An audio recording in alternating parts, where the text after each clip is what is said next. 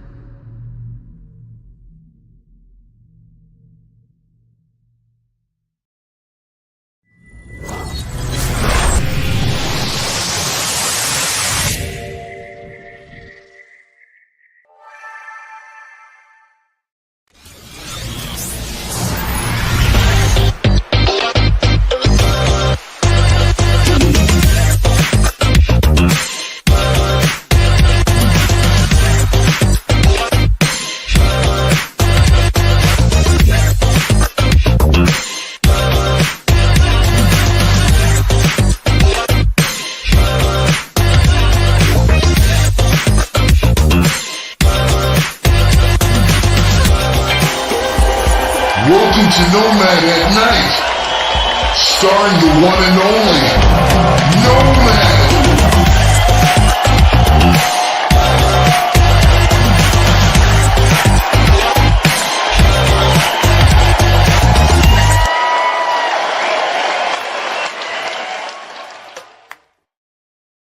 Yo, No Maniacs. Welcome to the show. This is Nomad at Night with some breaking news. Big breaking news, especially on my end of it.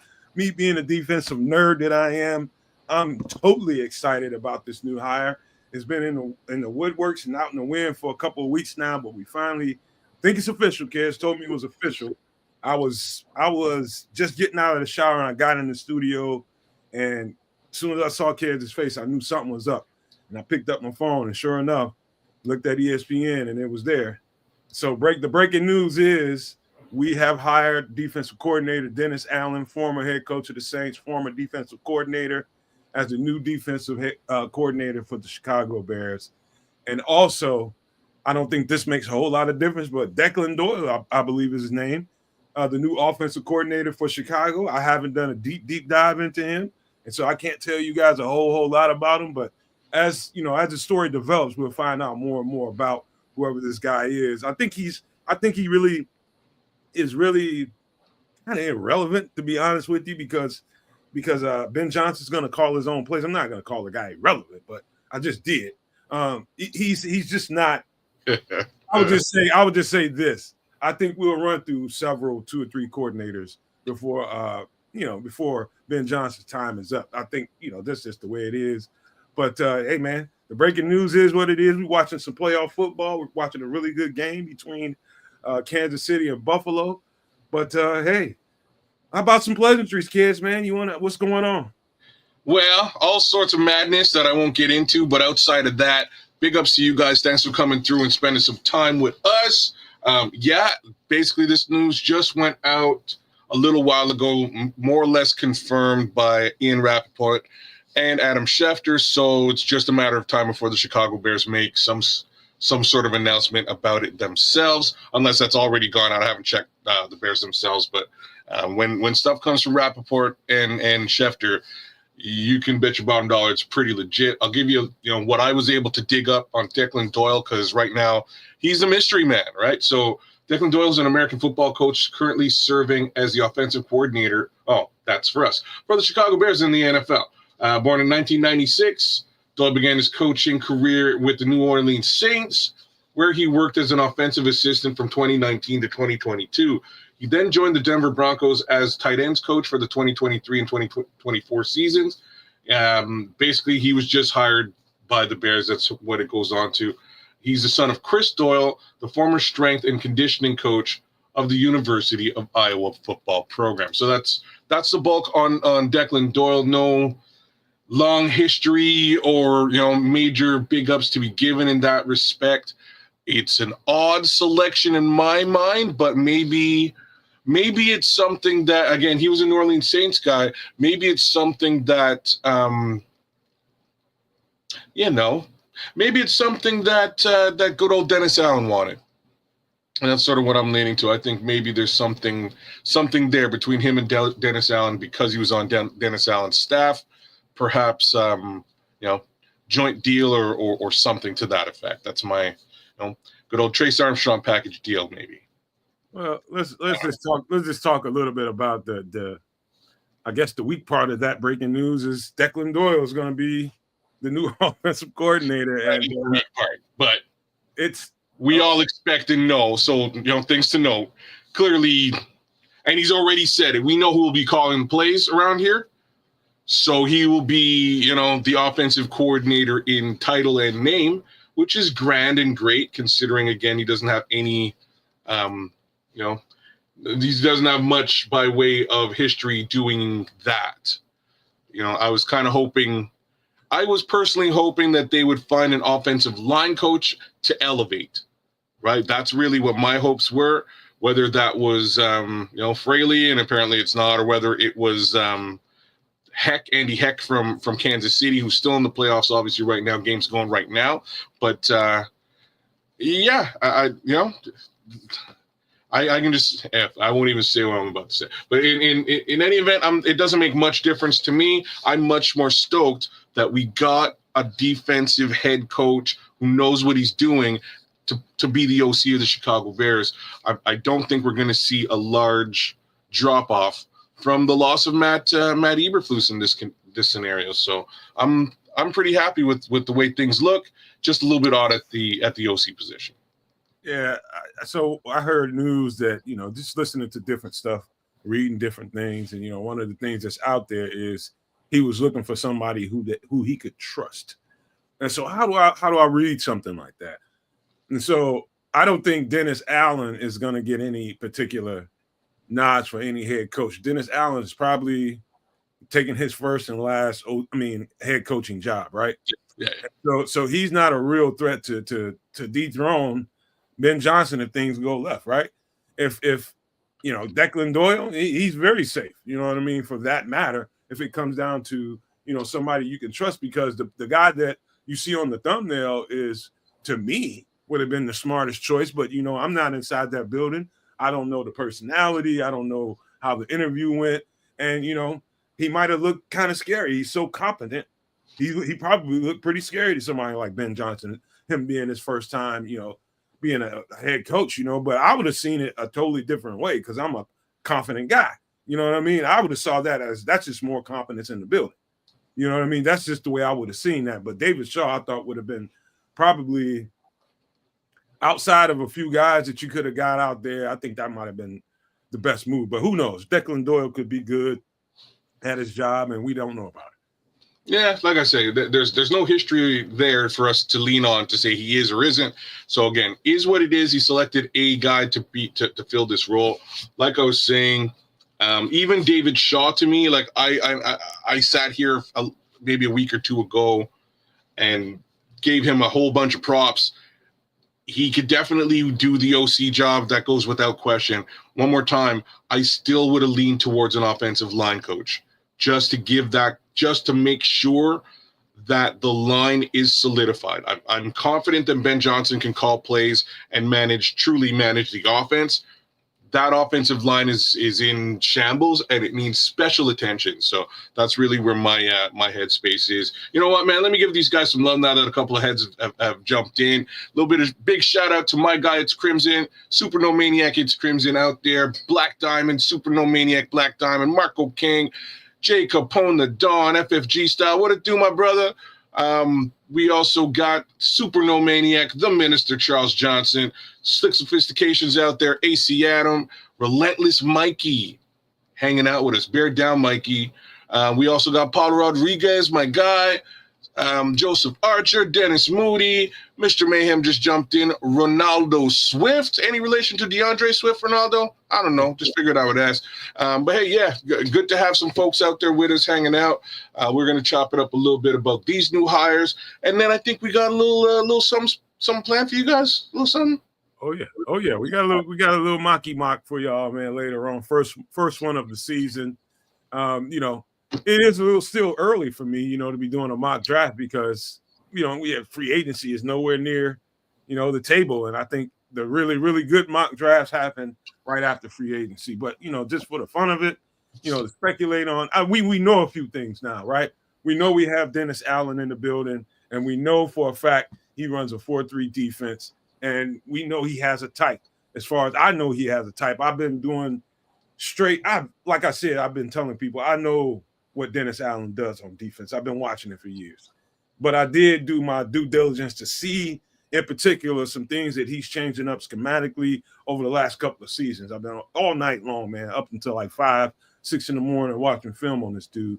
And one thing I can point out to you guys to get really, really excited about as far as Dennis's defenses go. Number one, I'll just give you the types. Again, you got your Chase Young type bodies. He likes big edge rushers. You know what I mean? Guys that can really set the edge as well as can get some pass rush going on too.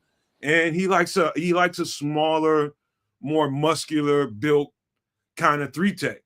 And I'm not saying that he's gonna see Javon Dexter and like, no, he can't work. No, I'm not saying that whatsoever. But I do believe in the draft that they'll go after David Onyemata type.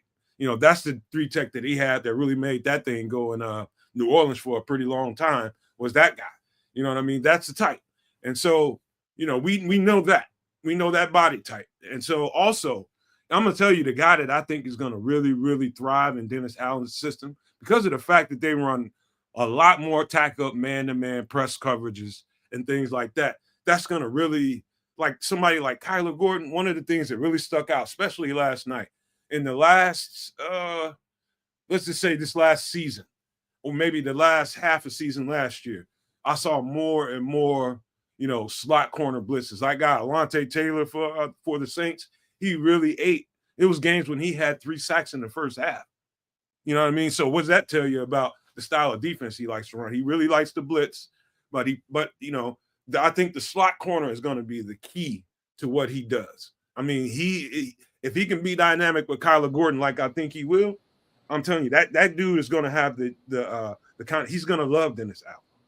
He's going to let him play the kind of aggressive football that he wants to. Man, our guy Christopher House is really trying to. What's up, Crooked? He's trying to get a bit of a deep dive into Declan Doyle, and I'll do it, Chris. Don't worry. I'll check him out, and I'll have more to tell you guys next time y'all hear from me. There's not much out there. Running a bunch of searches right now for you, Chris. It's not going to get you much more than what I gave you. He was an offensive assistant at New Orleans Saints. I think that considering the timing of all this and us hiring that head coach, it's interesting. So I don't know what we really say to that, but considering how hyped Nomad is about Dennis Allen, I'm right there with you. Dennis Allen is the real deal, and he'll provide a heck of a lot more leadership than can be really expected from a rookie head coach. So, he's got a shoulder to lean on as far as Ben Johnson is concerned. And we can also trust that defense is going to be top notch. I'm happy.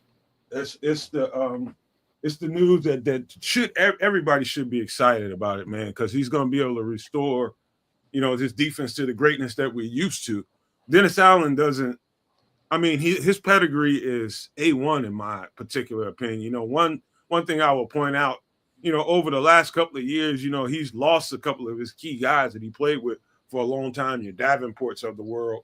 And, his defense kind of got older, over time. When Brady, his last couple, 2 or 3 seasons, I think that defense was at its prime. They had, your C.J. Gardner-Johnsons of the world. They drafted that guy. You know what I mean? So he, how aggressive he was with C.J. Gardner-Johnson when he was there playing the slot. And when C.J. left, they started doing the same thing with Alontae Taylor. I'm telling you, Kyler Gordon should be doing some somersaults and backflips somewhere. So I'm telling you, this is going to be a really aggressive defense with him. If we can get a little bit more out of Kyler Gordon, that would be impressive, because he was one of those bright, shining lights on this team all season. I know he was hurt for a little bit throughout the season, but you could see his impression felt. He makes his impression felt when he's on the field. And if we can get a little bit more out of that or leverage that in sort of a joker role, I would be pretty impressed. So, welcome in, Dennis Allen. Welcome in, welcome home. And welcome home to you too, Declan Doyle. And I want to read. Yeah, thank you. I'm glad you have this up. I want to read this from Sophisticated Thoughts. Doyle's going to be an understudy, but I'll take anyone that's been under the tutelage of Sean Payton. Did you see what he did with those Broncos this year? Love to Nomad and the family. So that's kind of an interesting look. Again, considering that he was at the New Orleans Saints for some time. Maybe he was under the Sean Payton New Orleans Saints, and then he probably followed Sean Payton over to Denver. And yeah, Denver has done some pretty decent things with Bo Nix and that team, right? They kind of turned it around in quite some capacity since Sean Payton set foot over there. So if he's sort of coming out of that maybe he's an up-and-coming offensive mind that Dennis Allen knew about and was able to get pushed up into the OC position here with the Bears. That's interesting, especially in an understudy role underneath, the assistant coach of the year. Not a bad move. Yeah, I think I'll reserve any kind of judgment. He's coming. I know there's a whole bunch of Kansas City fans and some stuff coming out of there. And when news came out that they were looking at Doyle and wanted to interview him as an offensive coordinator, it's like no, leave our staff alone, kind of thing. But stuff never really works out quite that way, dude. But it's gonna be interesting to see. I just can't wait to do some homework on him, and if he's any kind of the reasoning why Denver was able to flourish on the offensive side of the ball. That's a good thing, I guess. But I like I said, I think he's just a guy that's going to come up and learn what I think because he's a empty canvas. I think that's what he's going to be here. He's going to be learning what Ben Johnson wants to do as much as everybody else around on the offensive side of the ball is going to be learning what he wants to do, and he's going to be almost like the coach's confidant. Like, when I'm not in that room, I need you to be able to send this message, right? That's really interesting, right? Because another way of looking at like a David Shaw, for instance, is that David Shaw is going to be coming to the table with his own flavor, right?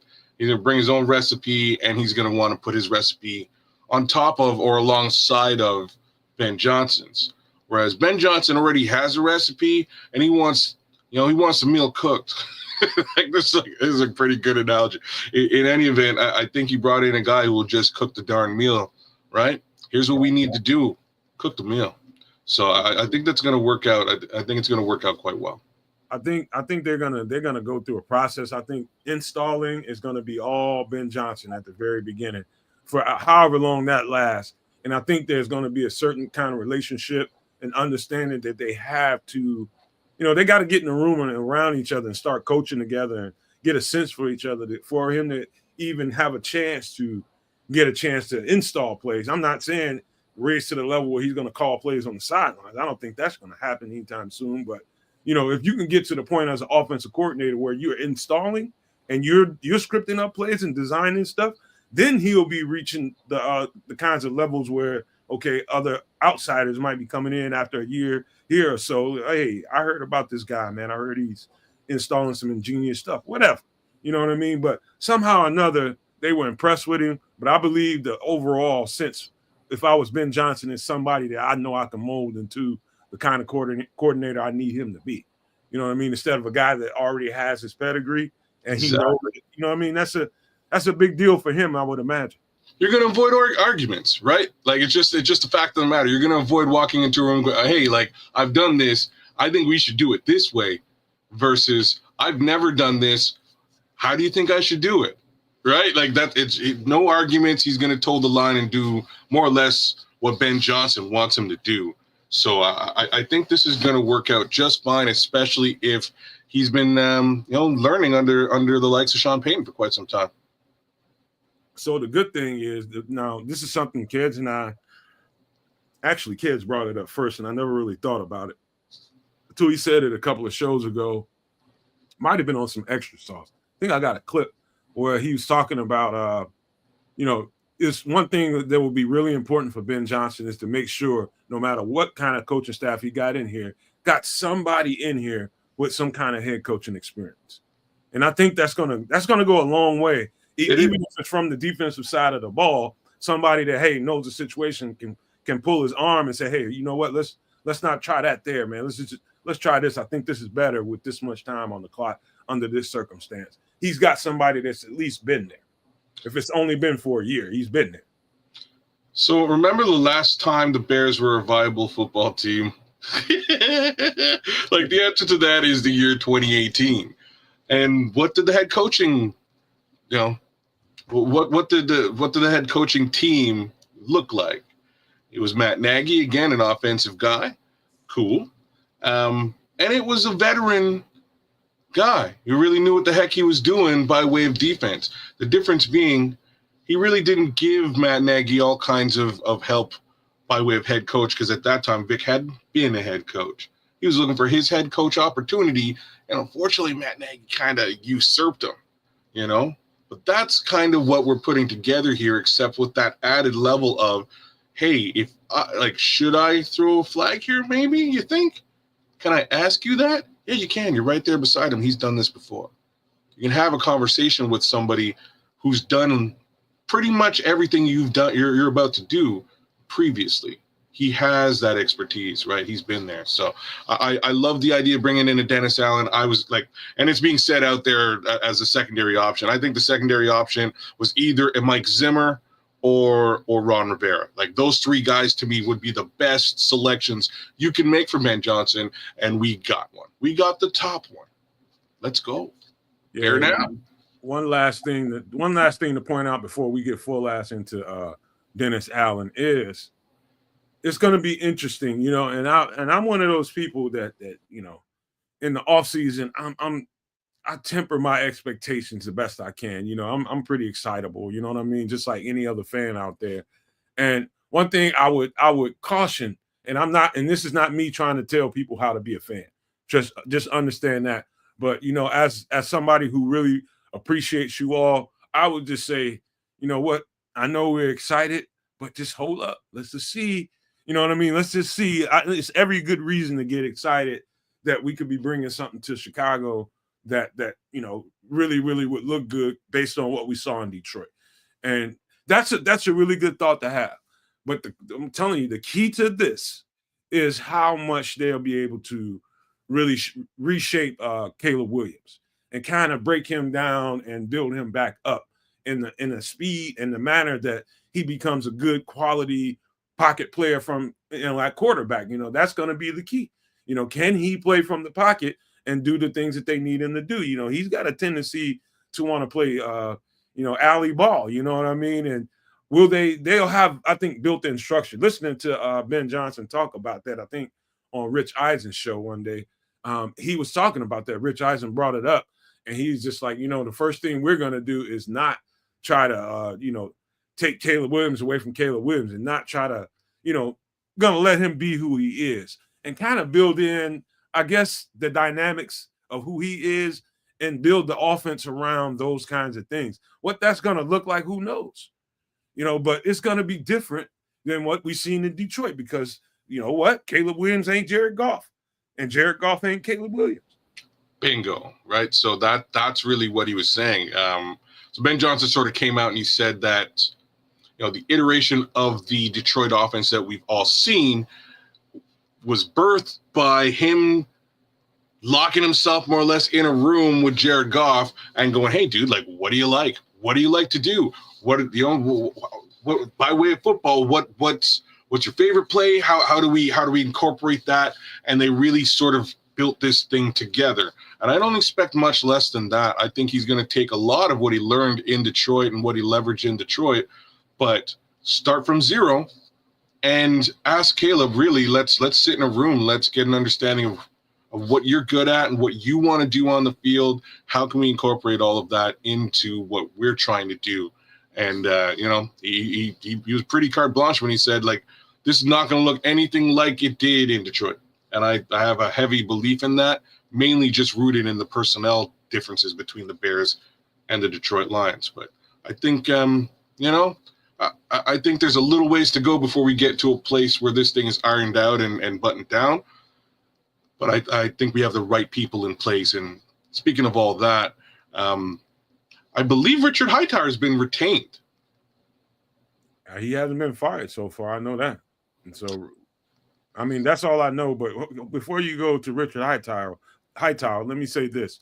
This is how I would imagine it's going to go with Caleb Williams as far as the design of this playbook is going. I think the minute he decided that he was going to take the job, I think he went in the bunker at home when he's by himself and he's looking at Caleb Williams' film. And so he's already taken this play, this look, that look, and he's scripting a design that he thinks would fit that look that Caleb Williams, that he liked, that he saw on film. And I think he'll have, I would just say, if I was him, I'd come in that room when I start sitting down with Caleb Williams, 40, 45, 50 plays. 40, just all kinds of different concepts. I have him in there. And then that's the part where you're talking about when he sat in the room with Goff and he let Goff pretty much pick out what he liked and he didn't like, and they went from there.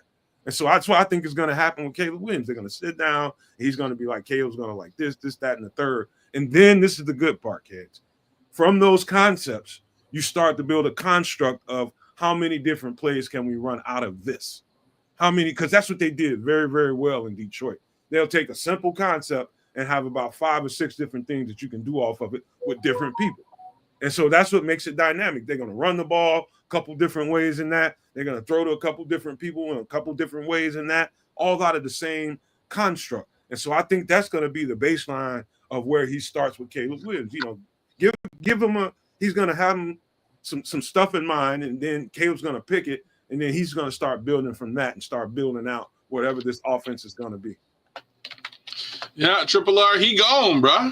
Just to answer your question, he gone, man. So, fortunately for the rest of us, unfortunately for Chris Morgan, he's gone. You can take a look on the Bears coach's site. For the most part, everybody's gone, with the exception of Ben Johnson and, if I'm correct, Richard Hightower. Those are the only 2 guys listed there right now. I believe word on the streets is Richard Hightower has been retained and will stick around. And I think that's best. I'm not sure if you're going to find a better special teams guy than Richard Hightower out there. He has a great understanding of the game. So we'll see what it looks like as we move forward in that respect. But I'm pretty pleased with where we are. I just want to see next, at this point, I want to see what that offensive line coach looks like. Who is that guy? And by all means, go get Olin Kreutz. Yeah, you know what, man? I don't see that happening. I ain't gonna lie to you. Me either. I'm just putting it out there into the, again, universal cosmic jinxes have seemed to work well for me this season, so I'm gonna keep rolling with it. Hey Trip, I know this is breaking news, man. I just sent you an invite if you want to pop in for it. It's all you, man. It's there for you.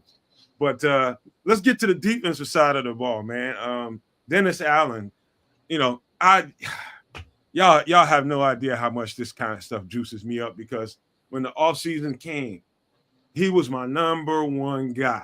The minute Dennis Allen was not retained by the Saints, that was the number one guy.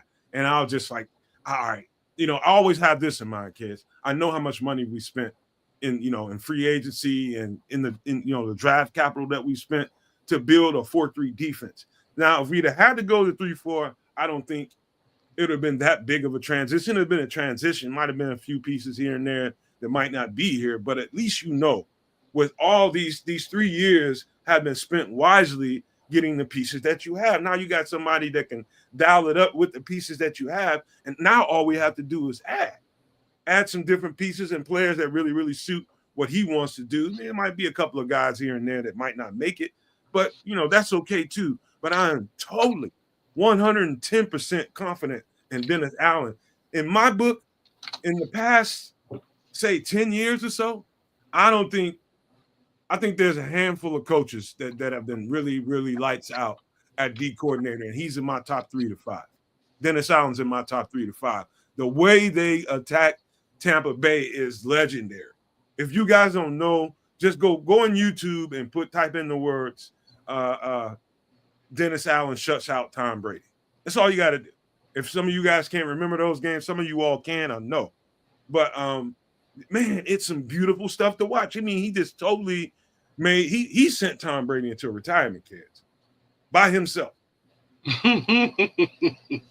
That's saying a lot, but I hear he was in that division. Tough. I'd like to think that the Bears did by beating him at one time when they beat him. But hey, you know what? Really, since we're talking about Tom Brady, I hope they never let him call games anymore. I can't stand it.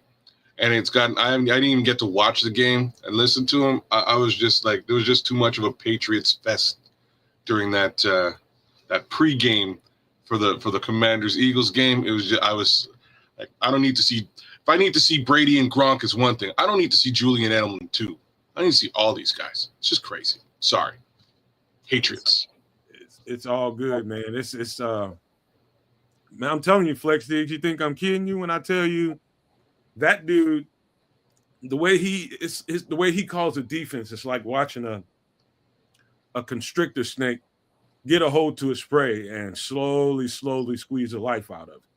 Once he has it dialed in what you're trying to do, he is not. I mean, the night and day difference between him and Flus. The easy part is this: he'd rather play press man to man than zone any day of the week. Give me some corners that can man up and get the job done, and some linebackers that can run, and he can get it done. That's all you need. That's all you need. No, none of that safe. I need to play safe cover 2, cover 3 zones all damn day and hope that the quarterback can't find the holes. No, he's gonna man up and press you and get after you with different blitzes. I love the fact that he plays with a hybrid front sometimes. You know what I mean? It's not that traditional every single down in, down out, 4 guys with hands in the dirt. No, he's got two guys standing at times, 1 guy standing at time. It's really you really can't get a read on him all the time. And I think that's the special thing about him, because if anybody could read him, people would they tear him up game in and game out. But this guy is, I think he's at the top of the. I mean, what a A1 signing by the Bears, man. A1. So my guy Black Diamond, man. You put something real interesting out there. And while Nomad is glazing the hell out of Dennis Allen, all deserved, mind you. I'm doing some research on this homie right here. So you started up. You knew where I was going. I'm sorry. This one. Have you heard of Dan Rushar? I have no idea. Is he somebody we just hired? No, I don't think so. I don't think that's official in any capacity. But he would be a pretty interesting look for an offensive line coach. And I Black Diamond kind of threw that up there. And I'm looking, and I'm like, okay. So just a quick synopsis. First off, he's born the day before me, but about 16 years earlier. Still, like we were close to being birthday twins. That's interesting. Outside of that, my guy has been the offensive line coach for Michigan State from 2007 to 2012. New Orleans Saints from 2013 to 2023. So there might be some words here. We now have 2 coaches from the New Orleans Saints in some capacity. They might have some angles on it. Dan Rushar. At the Saints, he was tight ends coach, O-line coach, as well as run game coordinator. We could use help in all 3 of these areas. Let's be real about that. Now, since Sean Payton left, he was bumped out and he wound up working in Tulane, and he's basically the offensive line coach in Tulane for Tulane University. First season helped the team average 370, including 151 rushing yards. Not too shabby, but end of the day, might be a good look. Might be a good look to bring in. He has some familiarity with the defensive coach, as well as the new offensive coordinator, because they would have been working together under Sean Payton. So there's that. Good look, real interesting look, Black Diamond. Shout outs to you, bro, for sure. Like, I can see Dennis Allen getting Derek Carter says Dennis Allen should be here as long as Ben Johnson is here. Now, if he comes in here and knocks it out a couple years in a row and they just come out there and just play really nose-busting defense and just really putting it on cats, there's going to be, obviously, it's going to be people that's going to be like, you know what, maybe he didn't get a fair shake in New Orleans. Let's give this guy a look again. That can happen. Outside of that, I don't see it. I just really don't. Maybe some people are better as coordinators You know what I mean? That's just the way it is. You know, maybe he's one of those guys. I don't know. But I definitely think he lost the team. You know what I mean? I think he lost the team during that, especially that second half of the season. I do think he lost the team. And for a bunch of different reasons, I don't know that they gave him everything that he needed, to be really successful. Well, you lose your quarterback, it's a problem. There's that. There's also, I believe his top wide receiver was hurt too.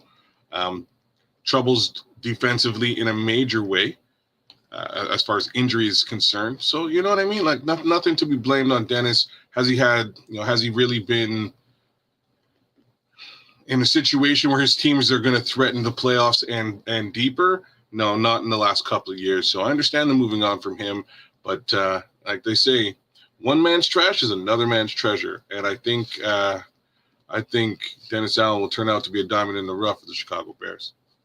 I'm so interested to find out. I can't wait till the season is over and some of the, some of these guys, it's going to be some roster trimming, some fat trimming off people's rosters before free agency happens. I get excited about stuff like that. So, because a lot of times some really good players end up out there, you know what I mean? And, basically depending on who you are as a team, the quicker you can get to them, the quicker.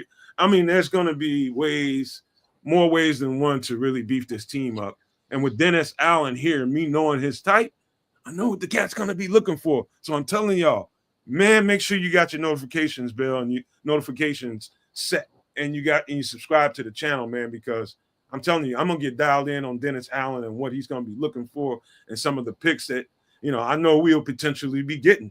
I'm going to get real dialed in on this stuff, man. So I'm going to not be what Kedz said and glazing Dennis Allen too much longer here. But hey, man, no, man, somebody needs to do it. The man has come in. Somebody needs to do it. And if you've taken a look at his defense and you're seeing how it can be applied positively to this team, that makes me hype. And it's the one area, and we witnessed it, right? We witnessed it once Matt Eberflus was gone.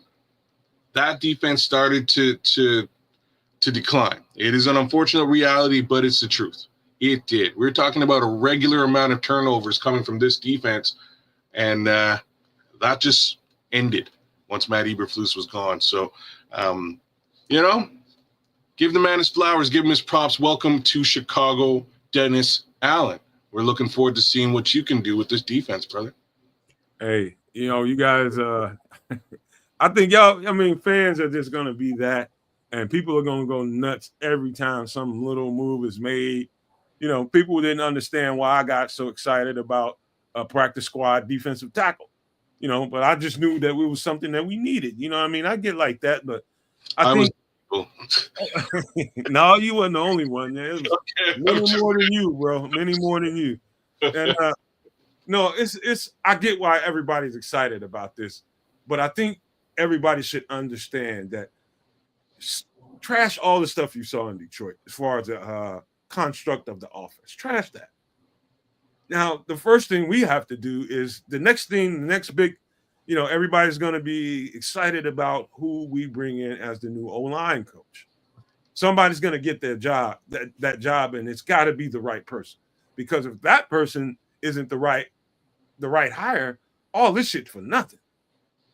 All this stuff is for nothing. And we have a lackluster offensive line next year.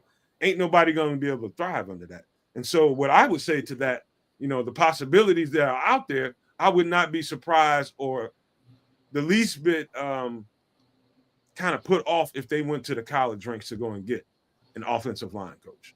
Because sometimes those are some of the best guys out there. You know what I mean? I think the retreads in the NFL, I think most of the really good offensive line coaches are already employed somewhere. And so you may have to look outside the box to get the guy that you need and really just give him some encouragement and let this guy know that whatever you were doing in college, that can translate to this next level with professional football players. You see, and that's the reason why, man, I'm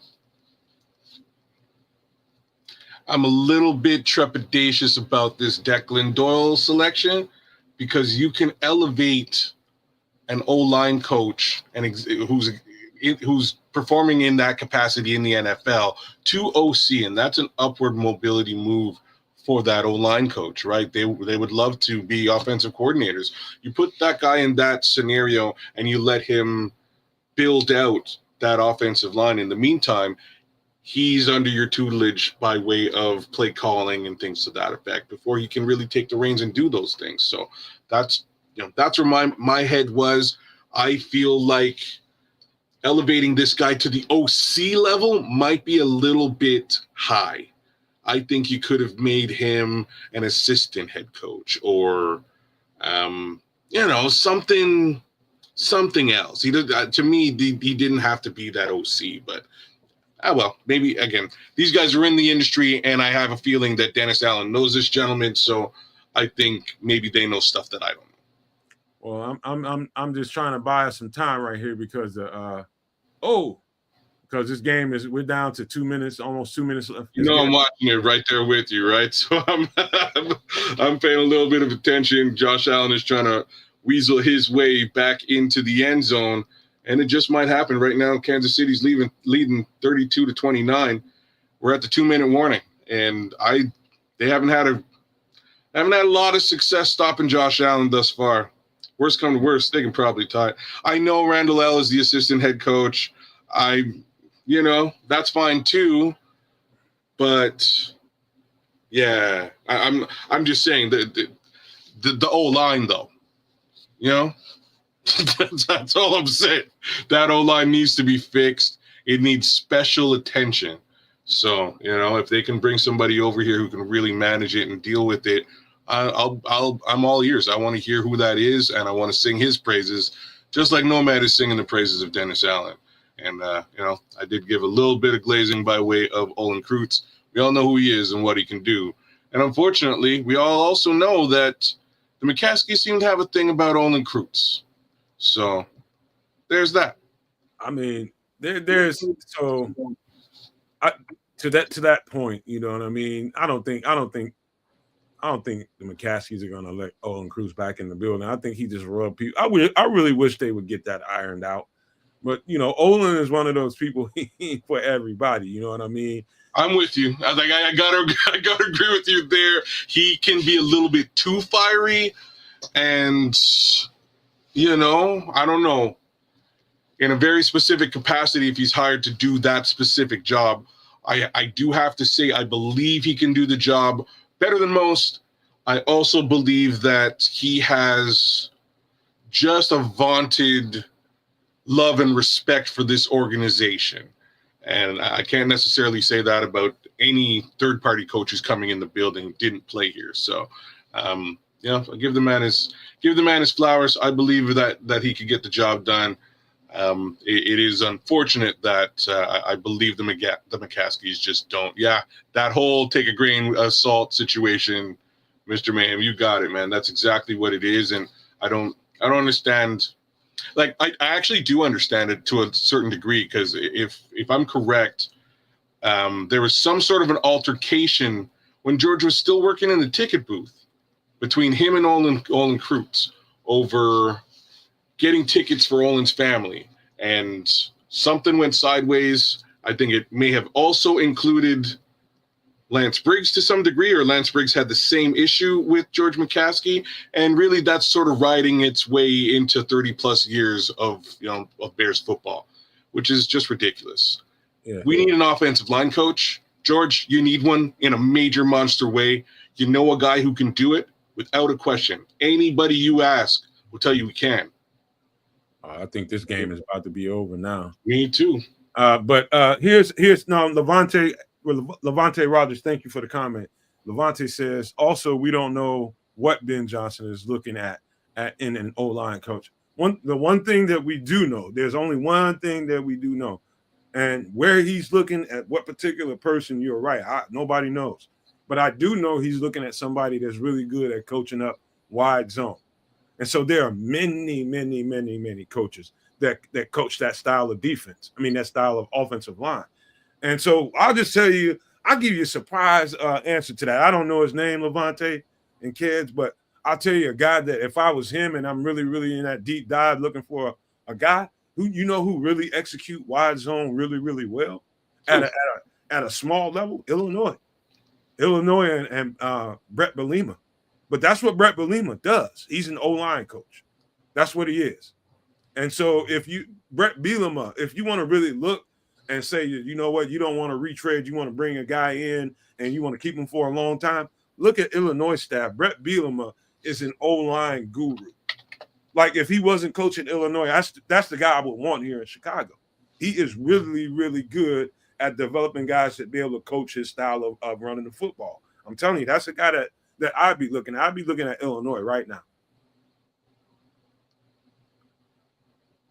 Okay. I'm actually looking at Bielema right now. Former University of Wisconsin coach. You know what Bielema ball? They call his type of football Bielema ball. I forget his name, Brett Bielema. Or they call it Bielema ball. It's Bielema, Bielema. I said Bielema. Bielema, yeah. You're right. And so he's famous for being able to pound teams into submission with the way he teaches and coaches offensive line. He gets the kinds of backs and they just pound guys, man. They just pound guys. In fact, if you're a running back coming out of high school and you really want to be featured on a team in college, that's probably one of the places you would want to be, right there at the top of the echelon, because they are going to run the ball and they're going to run the ball a lot. And so he coached at Wisconsin. He was good at doing it there. He just didn't have a good enough record. But that's just one of the things. He is he's a great offensive line coach. And I know anybody coming up under him would be a good look. I'm looking at his stuff here. It doesn't say much about him as an offensive line coordinator, to be honest with you. It says a lot about him being a defensive coordinator, which is interesting. Maybe he's solid on both sides of the ball. But he's got a fair amount of head coaching pedigree. Won a Super Bowl with the Patriots as a defensive consultant.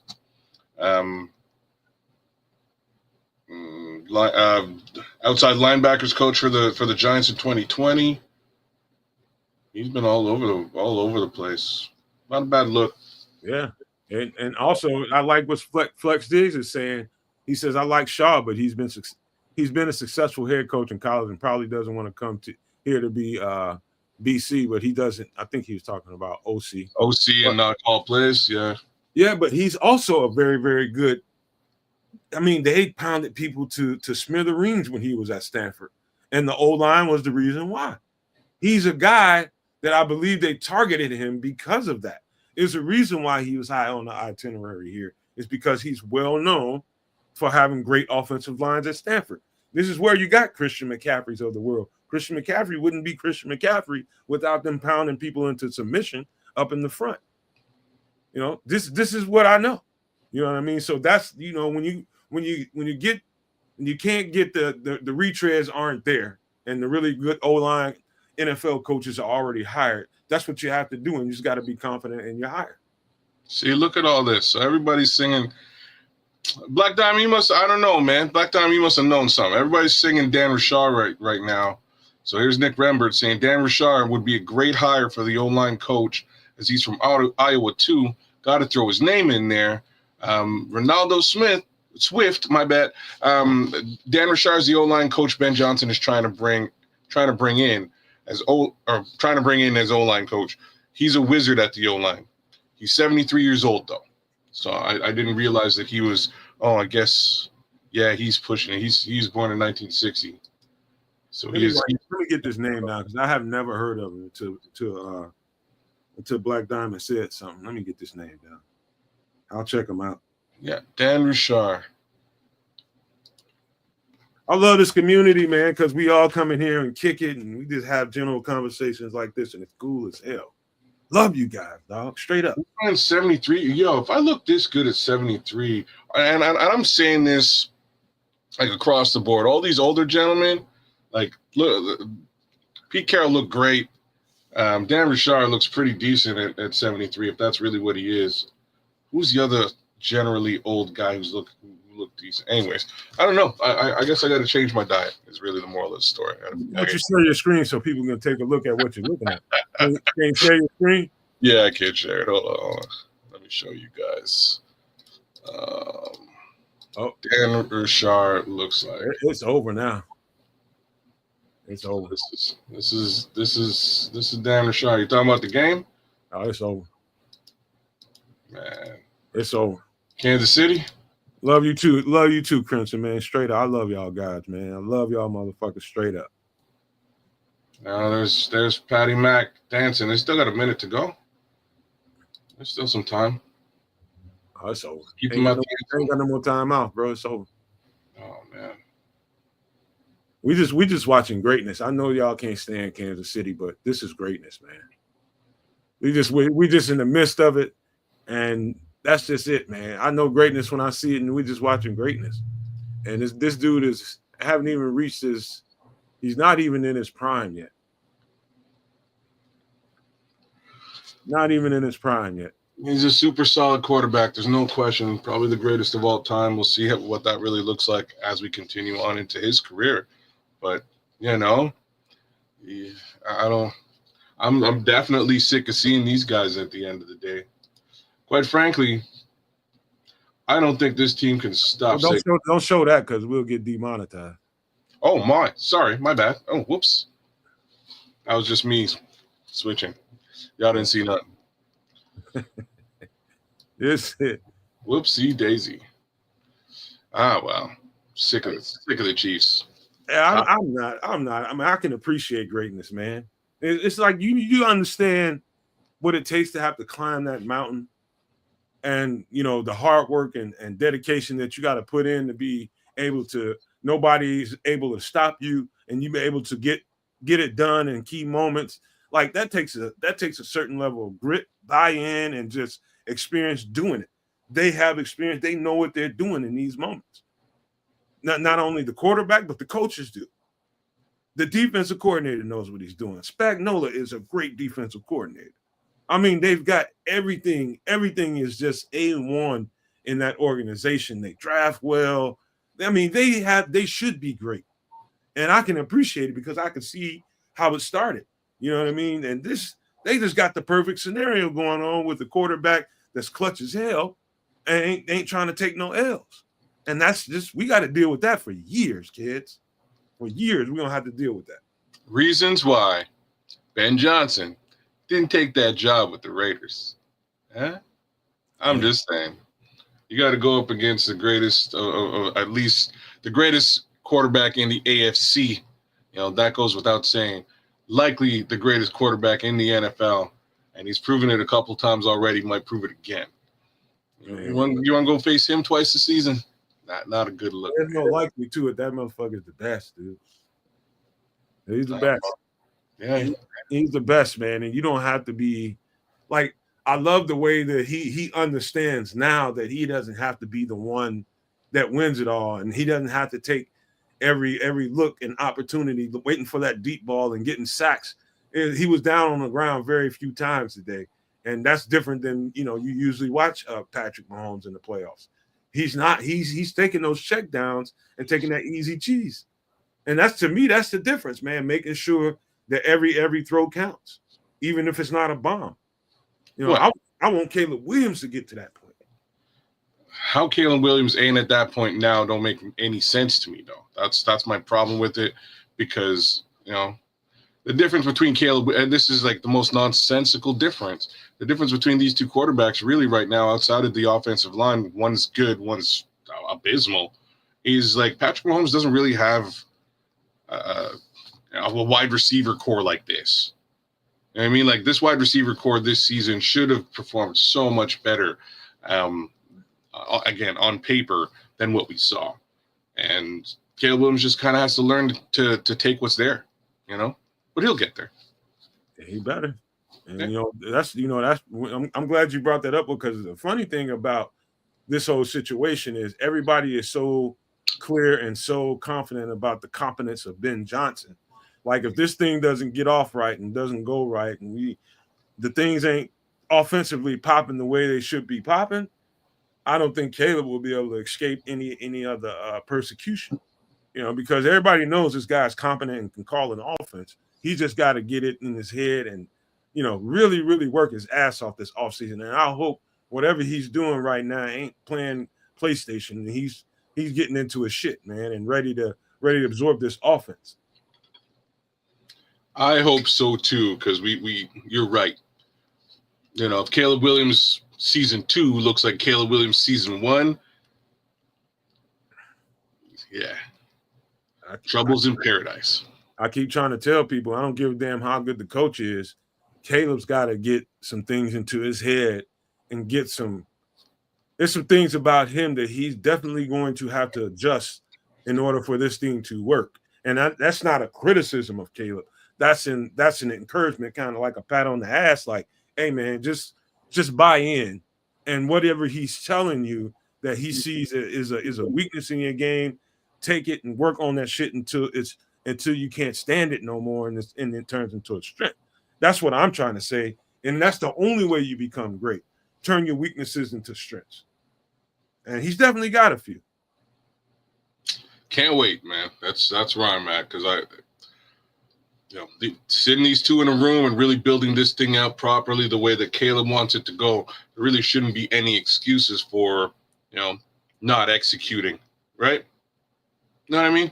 Like, if you worked on it, this is your baby. You should want it to work just as much as anybody else. So that's the key, kids. It's like when somebody comes into the building and says, "Hey, man, we're gonna design everything that we do around what you are really good at." That should be all the motivation in the world that you need. Like, I wouldn't be doing shit else this offseason. After them first couple of weeks of the offseason, I've been like, hey man, you ain't giving me enough shit. Give me some more. Devontae Rogers, you're right. Like, yeah, Pat Mahomes is a 3-time Super Bowl champion. It's a hard comparison to really be making Caleb versus Pat Mahomes. I really shouldn't be doing that at all. You can make it. I think everybody gets so goddamn sensitive. If anything comes off as a slight towards Caleb Williams, man, will we stop that shit? Yeah, I'm trying to encourage the guy. If he can hear my voice, I hear that he listens to podcasts late at night. I'm trying to encourage the guy, like, dog, take this shit serious. Like, eat, sleep, and shit this stuff, man. Yeah. I'm right there with you. Sheriff Dog, shout out to you, man. Thanks for coming through. Like, share, subscribe. It ain't about, like, I had to say this to somebody else a little while ago. Those stats are so hollow, bro. Don't just throw the numbers into the chat. They mean nothing, right? Hopefully you were watching the football games like I was watching the football games. I'm not down on Caleb at all, but there's definitely, if you can't see that he's got area to improve, I don't know what to tell you. You know what I mean? I don't know what to say. We had to watch and do live telecasts of these games every single. It's not like, it's two novices looking at football and not knowing what the hell they're talking about. Like, I know exactly what I saw. And, anybody can give me a box number and tell me some season stats and tell me, okay, look at this. And that's I'll wipe my ass with a piece of paper like that. To be quite honest with you. Because I know it doesn't mean nothing. It matters when the down and distance, first down and third down. Really, first down, wipe that out. First, second down doesn't even fucking matter. Third down, and when the clock is not your friend at that point, what do you do then? That's how I measure. That's my measurement of a quarterback. You know what I mean? And we watch too many games, and there is definitely holes in his game. Surf Dog, I'm just gonna put this up, and like, if this is the bar, we're never getting to the playoffs, yo. That can't be. You know what I'm saying? That can't be the bar. You got to raise the bar. He has to improve. He has to get better. He's still not a 4,000-yard passer, and that's not a knock on Caleb Williams. He's a rookie. I had no expectations that he would be a 4,000-yard passer with this team in season 1. If he was, awesome. But he's got a couple of areas where he has to work on and get a little bit better. So, we're gonna talk about them. Somebody should talk about them, and hopefully he puts up even better numbers than what you put here on the screen next season, and even better, hopefully those numbers turn into actual wins by way of football games. But people don't want to hear some of them numbers are ballooned up like a motherfucker, but That's a whole other conversation. You know what I mean? I didn't even go down that road. Like I've been down with me and you. We've had this conversation on this show that again, some of those numbers are due to other things, but who cares, right? A couple of places for him to improve, and you nailed it, man. I got shout out Barrellissimo. We're looking at. Wait a minute. Read that for me, cuz I can read it, whichever one. Go. I'll read it for you. You can comment on it though. Hey, Nomad, got people on Twitter telling me that there are no clear upgrades from Braxton Jones this year in free agency or draft. All I want to know, I need some names, Barrellissimo. I need some names. Who in the hell said that? It better not be a podcast. I hope it wasn't a podcast. It's just yahoos on Twitter talking shit. I hope. But good Lord, that's crazy. That's insane. Somebody actually said that. But that's why I don't engage in all these conversations. That is nuts. That is nuts. We can't be in bunker mode about our guys. Like Braxton Jones. Have I not said this for an entire year, kids, that we need to upgrade from Braxton Jones? Yes, you have. It's not that he's a bad tackle, but he's not what you need. He's not a starting NFL tackle. He'll be a great swing tackle to get you out of a pinch. You get an injury or something like that. He can give you a good, last quarter of the game, somebody gets hurt or whatever.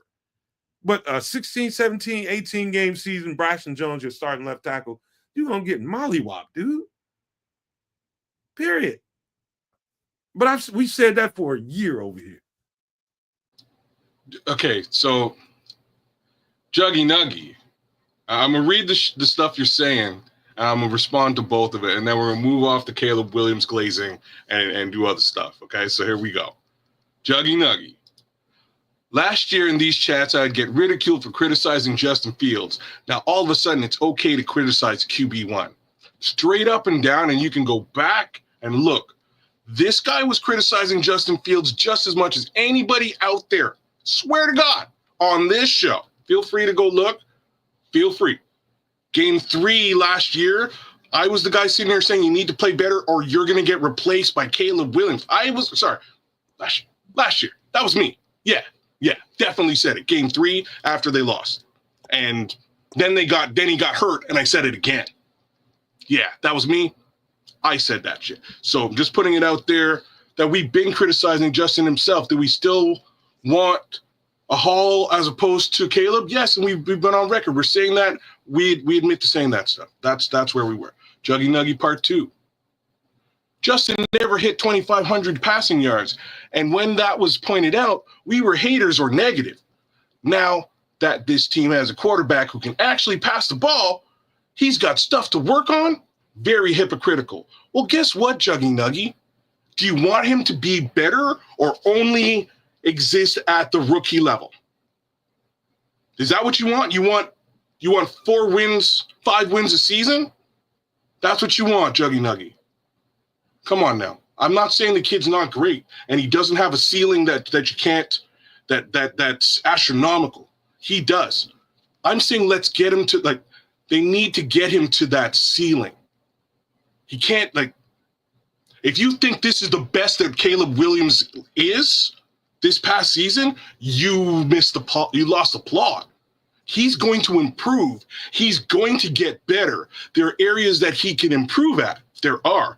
And if you don't see them, I don't think you were watching the games. And I'm going to invite you to watch next season with us. You know what I mean? We watched every game this season on this show. We saw the greatness. We saw his ceiling, where he can get to. We also saw his shortcomings and the things he needed to work on. And you can't deny those things because you don't want to hear about them. Man, I don't live in that silo. You know what I mean? Neither one of us do. Better coaching, etc. I'm hoping all of these things factor in. I'm hoping he gets a mentor and he helps him just navigate being a QB1 and a leader and things to that effect. So many things to sort of look at to help this kid get better. I'm not down on him at all. I'm just saying that was just a rookie season. Wait till he's in season 3. Caleb Williams season 3 should be astronomical lights out. Or at least that's what I'm hoping for. And if it, you know what? We gave him an entire season. And I told people right from the jump, people that's been following the network and here watching the shows will tell you that, we came right out of the gate and said, give this guy some time. Give him How some did time. that He's move? going to be a rookie. How did that move the goalpost, Juggy? Yeah, don't let him get caught up. But I got a couple of star comments in there, a couple of star Bellissimo comments, and I think a question or two might be in there before we get started on this mock draft, which we will get to here in a minute. But I can pull them up if you want me to. But Bellissimo was responding about people. So 2 podcasts were DMing him about. Wow. And I believe he said Chicago Sports Podcast, which is our guy Trax. I can't believe Trax said that. It couldn't have been Trax. He actually put him out. I would be surprised it was Trax, to be honest with you. But hey, me and Trax have had some arguments and mad love. So shout out to you, Trax. Mad love as per normal. But there is a little bit of a sentiment. Here's what I've heard in similar fashion. What I've heard is that at the 10 selection, maybe not as big a splash at left tackle. You know what I mean? You may want to go back and still replace the kid. There seems to be a fair amount of viable replacements and upgrades, but not necessarily at the 10. It's not like a game changer at 10. Might be a game changer at 18 or second round. I think, and this is to Levante Rogers. He said, give me a better. Basically, he said, give me a replacement, give me a better guy. And I'm telling you right now, Cam Robinson, number one, can replace and start and take over that spot and do it well. And I think Ronnie Stanley right now, or even what's his name? Last name McCary. I forget his name. From Baltimore. Both from Baltimore, Stanley and McCary. So I think both of them guys can come in here and start and take over that role. But we still are going to need to draft. We're still going to need to do that. Yeah, my thought.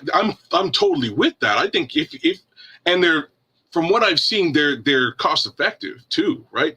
If they can get both of those guys at a cost effective rate, you might be able to skip this year's draft at the left tackle position and get him higher up first round next season. You know what I mean? Like, It's just a question of how you're going to spend that capital and what you're going to do with it. Another big question mark is Ian Cunningham and whether he sticks around. Because if he doesn't, that we might get a couple of third rounders, and that'll help us out dearly. Hey, man, you got people saying, hey, Black Diamond says we got people saying draft a running back at 10. Man, listen, we about to do the exercise real quick and talk to you as we go through it, and consult with you guys at the same time. It's like there's not I don't think there's a running back in the draft that can have Chicago willing to draft a running back at 10. Like, let's just say if we were Kansas City or something and they had the 10th draft pick, drafting a running back at 10 would be smart, right? Or some team like that. But Chicago drafting a running back at 10, that's just absolutely insane. That's absolutely insane. So, Bellissimo, we're gonna draft up here in a little bit, and I know it's late for you, Doug. I want you to give us a little bit of opinion on those tackles at 10 before you take off. If you don't mind sticking around for a little bit, I'd love to have your opinion on who those guys might be. Identify them and give us a little bit of background. But we'll go through that exercise soon enough, and it'd be super appreciative to have your take. Yeah, and Tyler Booker, Levante, Tyler Booker, he's probably I like. There's a really good guard draft for sure, man. There's some really good guards. Tyler Booker's up there. When you want to measure somebody, when he's best on best, he's at his best. Tyler Booker is a stud. I don't know that they draft a guard at 10. I don't think we can keep that pick, and that's the argument me and Kedz are probably going to have, because I don't know where Kedz is head is at when it comes to drafting at the 10 spot. I don't think we need to keep it. I think we got too many other spots to fill, but for once we might just agree on this draft. What are the odds of that? Surprised, man, because you usually would be like, hey, man, we got a stud right here. Let's get him. You're the opposite. No, that's you. You're usually best player available, not me. I'm old. At this point, especially, you know, there's so many holes to fill. It's just a question of how we go about it. So I think you scoop up more capital and try to plug holes and upgrade at the positions of need, right? So we'll go through it and we'll figure it out as we go. Yeah, we're almost there. I'm just going through a couple more comments before we pull it up. He said, all right, taking 10. I'm gonna pull up King Booker's comment. He says, King Booker says, I keep hearing no lineman worth being taken at 10 after seeing last year O-line basically I shouldn't have put that up there. Shit the draft after dog, I don't think there's a player in the draft that you have to take at 10. Well, here's the way that I look at it. I look at it this way, and it should coincide a little bit with Barrelissimo. Again, Braxton Jones draft stock, he was drafted in the 5th round, right? So we drafted potentially his upgrade last season. That hasn't panned out in any capacity.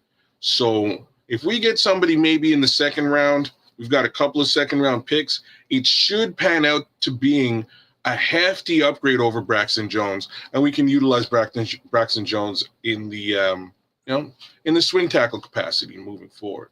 But that's sort of my thoughts there. Now, I'll be fully real with this. It all really depends on whether we do the thing that me and Nomad were just talking about. Let's go get a veteran to really shore up that side. If you get a veteran to shore up that left side and, again, push Braxton Jones back to that swing tackle scenario, then you can double down on guard and maybe even keep your eyes peeled on a running back. Maybe. Not at 10, though, but maybe. So let me – one last comment. Chef Dog says, What do you all think about Iowa running back Caleb Johnson if he falls into the 2nd or 3rd round? If we get some, if they got some line work, that's what you would need. You would need to that for that guy to fall somewhere in that neighborhood, because I think Caleb Williams is a stud back. Now the second thing I was gonna little thing I was gonna ask, excuse me, Kedz, before we get into this draft is give me 5 guys in the NFL that you think are absolutely elite. I don't care what position. Just give me 5 guys. If you can spread around the position, I'll get you started. I say elite, and I would just say 1 of 1. I think Myles Garrett is a 1 of 1. I agree with that. I think Saquon Barkley is a 1 of 1. Barkley's a 1 of 1 for sure. I think Patrick Mahomes is a 1 of 1. Okay. I think Tyreek Hill. Tyreek Hill's a 1 of 1. Yeah. And just to let me see. I'm just trying to get some D line, Let's go with either Micah Parsons or TJ Watt. Let's go Micah Parsons. Sure. Let's go Micah Parsons. Yeah. And so far, as you've looked at these college players, do you see any of those guys on the board at 10? Or in the draft at all? So I can't say that. So I'm not there yet. I haven't done my evaluation of these players yet. I will eventually, once this bowl is over, I will start looking at these players and who's coming in. But I don't believe anything like that's really coming. Let me rephrase. I believe that players like that are definitely in this draft. I'm not sure if we are going to have direct access to them at the 10 position. We also might not have a need for them at the 10 position. I think we need to upgrade, right? Across the board at each of the positions of need. Okay. I'm getting some comments in here, and Levante thinks Abdul Carter is one of those 1 of 1 guys. He could be. He's got the traits. What about Janty? I don't know. I think he's really, really good, but I don't know if he's a 1 of 1. I don't know. It all depends on what it looks like on the next level. I wouldn't have called Micah Parsons a one-on-one until I seen it translate to the NFL. You know, Yeah, Max Crosby's another good look there. Levante Rodgers. I knew Saquon Barkley was a one-on-one in college. I knew he was a one-on-one. Yeah, Max Crosby was a much later drafted pick as well. I don't think the consensus was that, as far as when he was coming into the NFL, I don't think there was consensus as to whether he was going to be who Max Crosby is today. I think he's sort of grown into that, and that's great. You kind of want that across the board, but who knows? Who knows, right? So real quick, I will show you guys. Let me and just talk for a second, kids, while I pull it up. I'm gonna show you guys a quick look at a couple of my mock drafts. I traded down a couple of times and what they look like. But give me a second while you talk, kids. Okay, you actually saved your mock drafts. Good for you. I saved a couple of them, man. That shit was crazy. So I'm just gonna tell the rest of the world I'll be the jerk that I am. Just tell the world he never used to do this before. I'm just saying he never used to do this. He also never used to do mock drafts before. I only did like 4 of them, man. Oh my God, you did 4. Oh, you only did 4. I couldn't get him to do it at all before. What is it? I think it's trade deadline. There's something, I don't know. It was like March. He's looking. The week before the draft is basically when he's ready to do a draft. So we had to wait till last week. But I'm glad to see that you're out there actually doing them. It's cool. It's fun. Rest in peace to my homie Chris, our homie Chris. Me and Chris were pumping drafts from the minute the Bears were out last season. We were just doing it. Same thing with the season before. So now season's basically over. I've already done a few. I really wish that I saved my first one because my first one was dope. I got running backs. I got some really stout guards. I got a pretty solid tackle as well. I got some good capital, right? I was really being shooking and diving in there, trying to get some extra capital to use in this draft. But I don't think we're gonna get, we're gonna do that many trades here today. We'll do a couple. Definitely, sounds like we already have consensus on trading back on the 10. Really, question is what will we be offered at 10? So we'll see how she goes when we run it through. I'll let me know when you're ready. I'll pull one up. I'll pull it up, man. Anytime. Here we go. Here's one. So this happened with me trading down a couple of times, and you got JT, huh? Yeah, I pulled JT. I didn't draft. We didn't draft until 24, and I still got Tyreek Williams. Wow.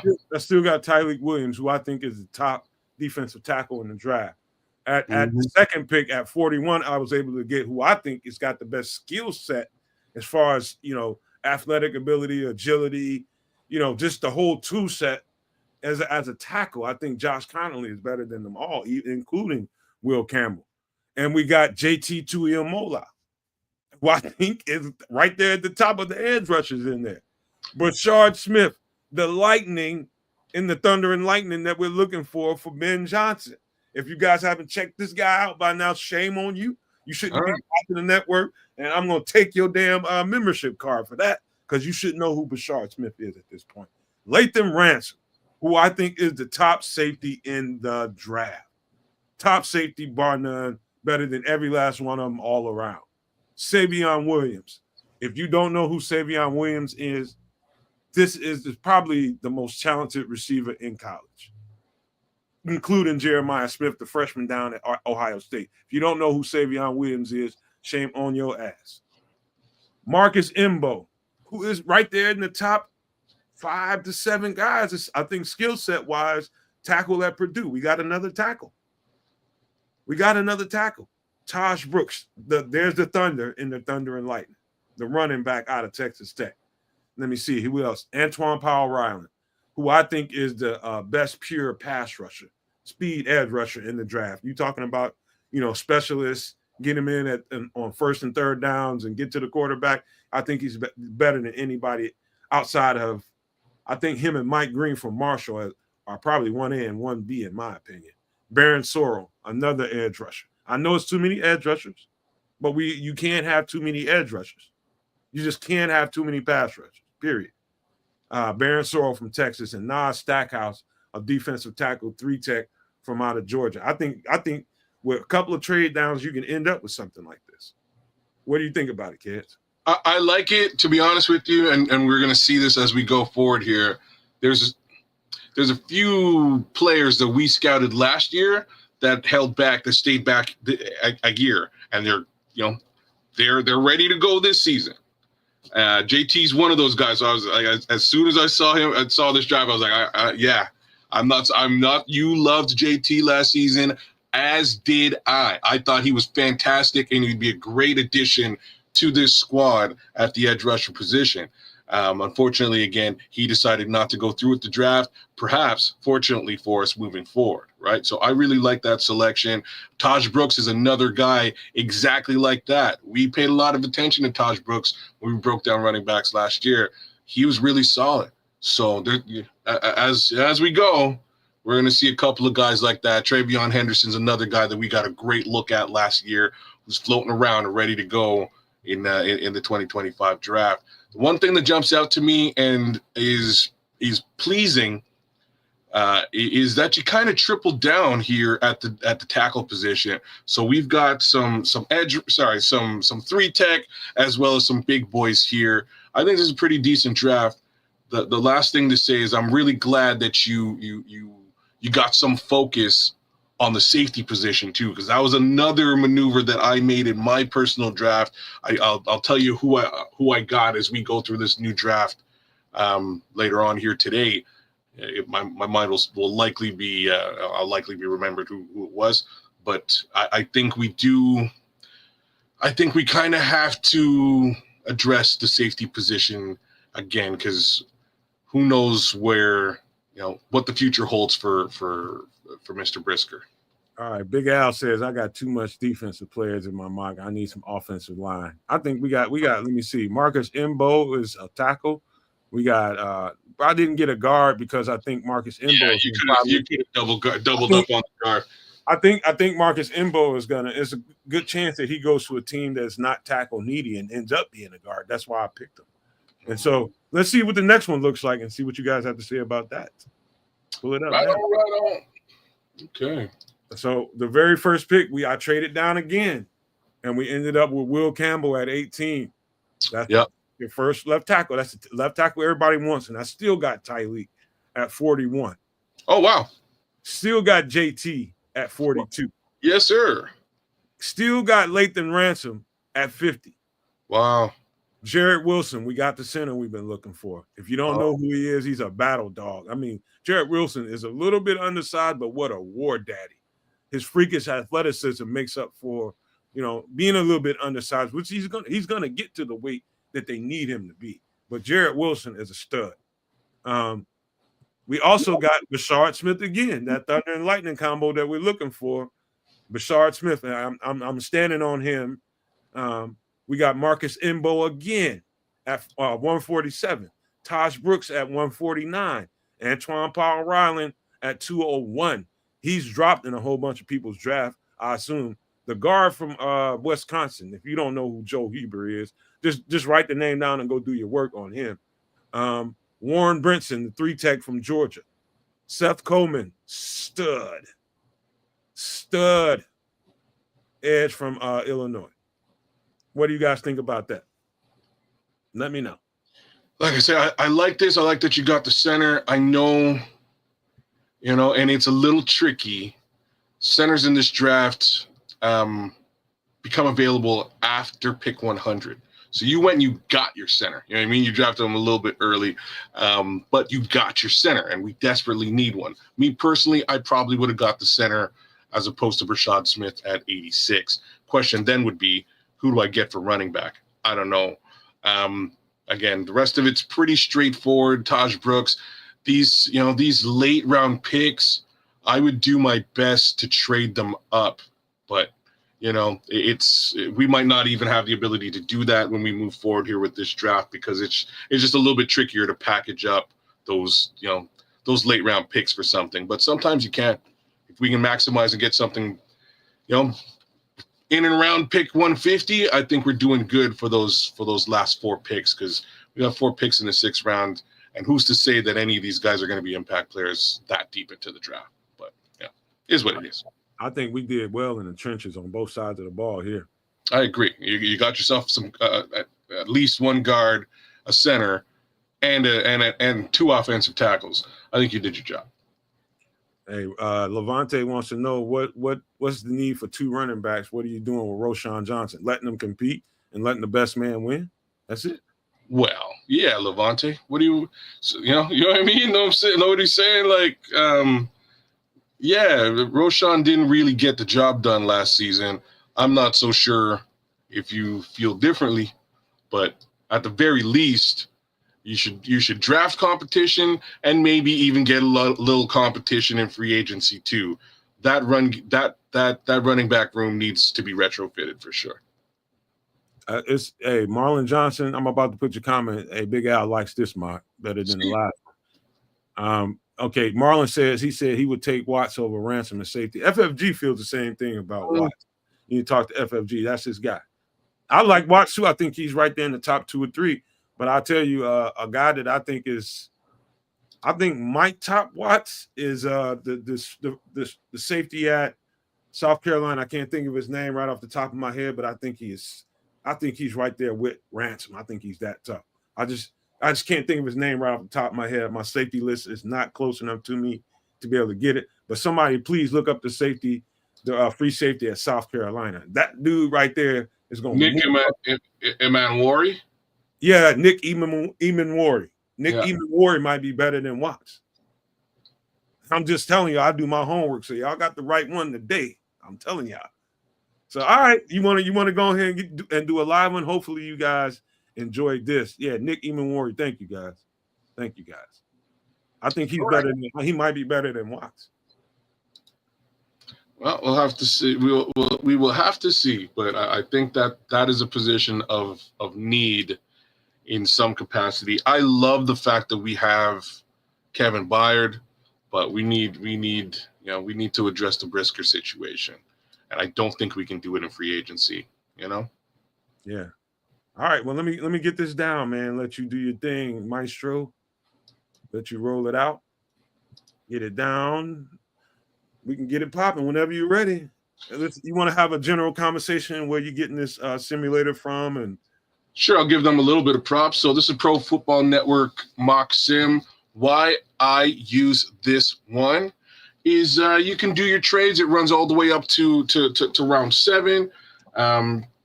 Change your speed. You can even sort of create a room, which is probably something me and Nomad will do down the road. Just so we can both control it as we move forward. But for today's purposes, I'm the captain. And we'll do the darn thing. We'll discuss it. We'll throw a couple of shout outs to the chat. Let us know what you guys think we should do in some of these situations, and we'll see what she looks like as we go. Trade is a must. What do you say? One little quick thing before you get started in this draft, and I know they're still having a conversation about Xavier Watts and Nick Emanwari. I'll tell you why there's a difference now that we have our defensive coordinator. Not that Watts can't play in the system that Watts can play in any system. Let's be clear about that.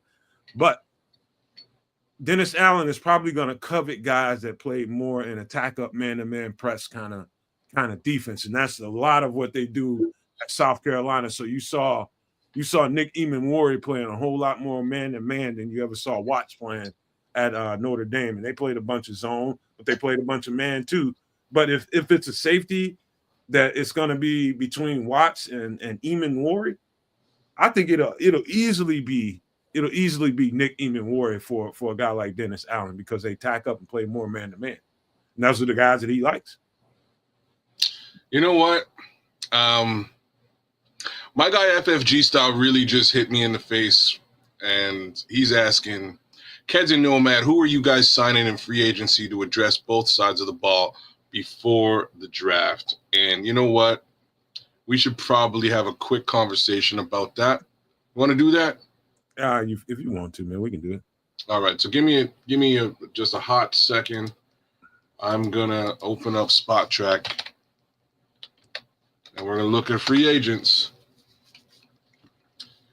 Boom, and I think we're just going to start right at the offensive tackle position, left tackle, because that's key. I'm just surprised. I'm just surprised that I was able to trade back a couple of times and not draft until like the 30s and 40s and still was able to get those kinds of players on that roster. Well, and this is sort of what I'm saying. Like sometimes it's best player available, quality over quantity. I think right now it's a bit of a quantity game, and we have to manage it via that means. So, just starting out, left tackle. Who do you want? Who do you want to pick up? If it's me, I'm gonna get the sure thing, and I think both of them are sure things. But the cheaper one is Ronnie Stanley, and I think his veteran presence when you're drafting a rookie to come up beneath him. I think I just love Ronnie Stanley's leadership. Like if you know the Ronnie Stanley that I know off the field, you know this is the perfect person to come and put in front of your rookie that's going to take his place at some point, and he knows it and starts preparing that kid for that transition. And this, for the next couple of years, he'll keep it real quiet on the left side. Ronnie Stanley is quite frankly one of the best left tackles in football, and he's getting ready to be a free agent. All right, so I'm just gonna do us all a bit of a favor. Bear with me here for a second. All right, cool. What's up, Black Rock?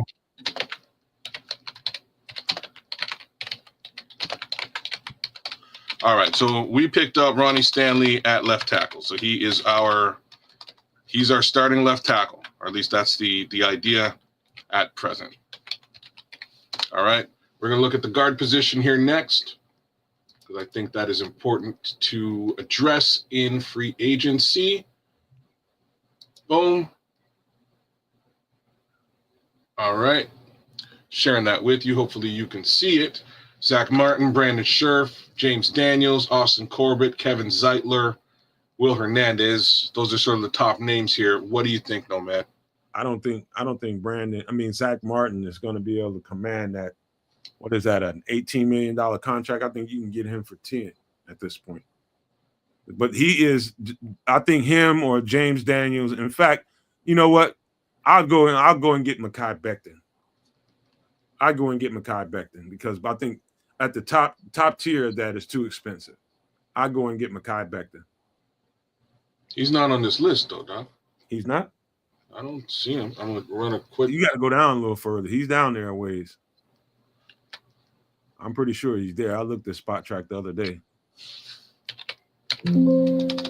Nope.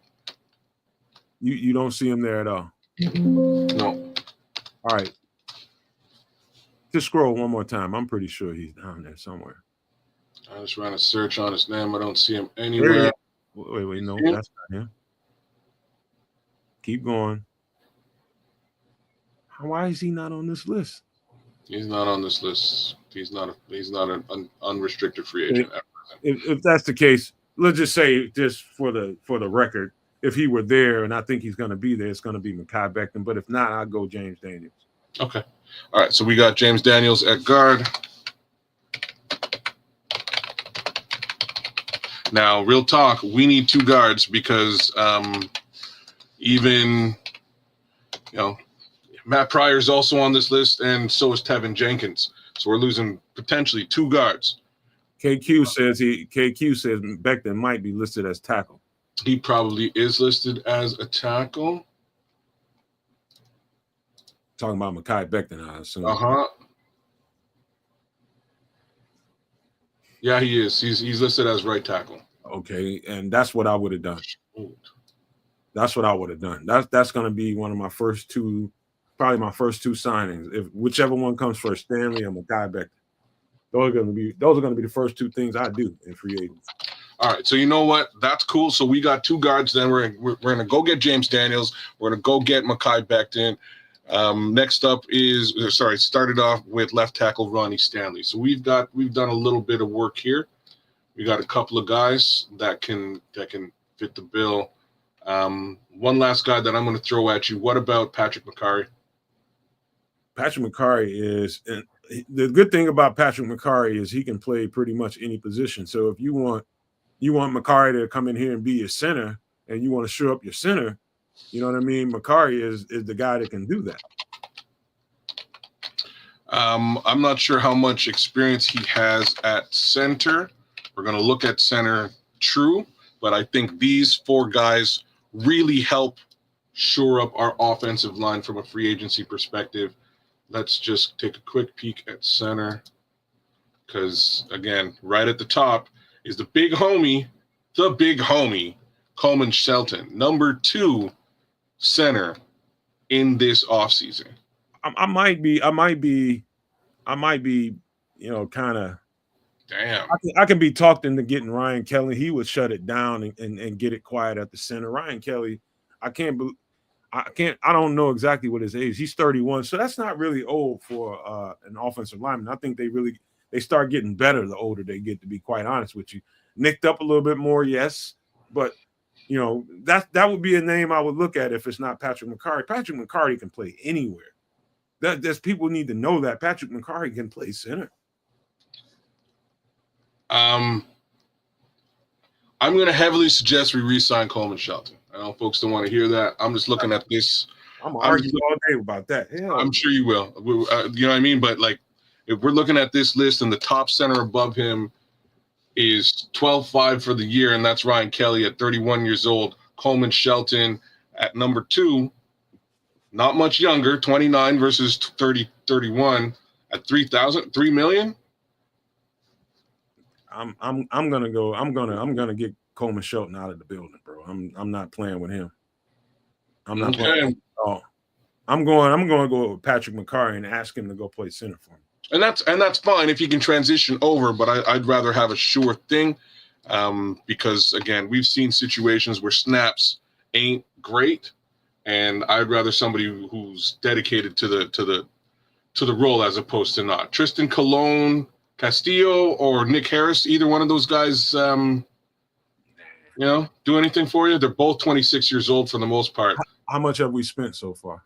We spent a fair amount of money. You know what I mean? Like, we've already got four tackles. Sorry, 2 tackles, 2 guards. I think that's where we stop at on the offensive line. That's yeah. You want to stop here, but we need to start a center. There has to be a center. We're losing a. I think that's what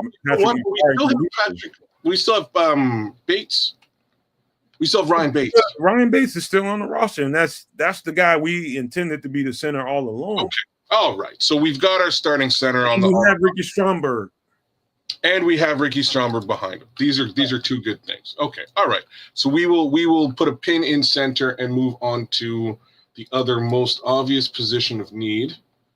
And there's more than just one, but obvious position of need is at the edge.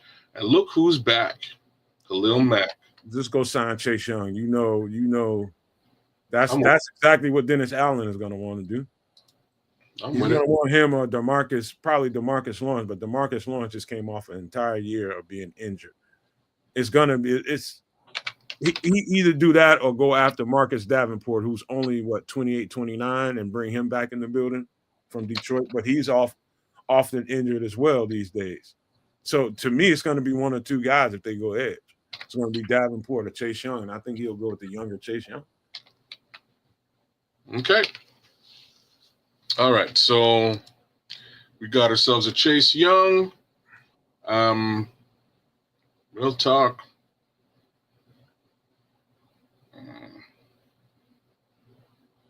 All right, we're gonna leave the edge with Chase Young for now. I think that's fine for now. We need a defensive tackle. We do. We need a fat one. Mm-hmm. You gotta go down a little bit to get the right guy. You gotta get a big. Let me see. And oh, sorry, my bad. Hold on. There we go.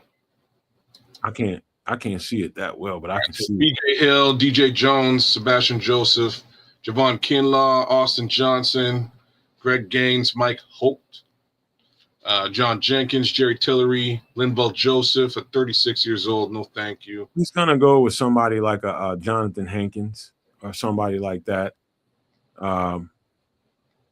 He's gonna go somewhere in that neighborhood. There's gonna be guys like let me see, look down that list a little bit. Hang on, hold up for a second, kids.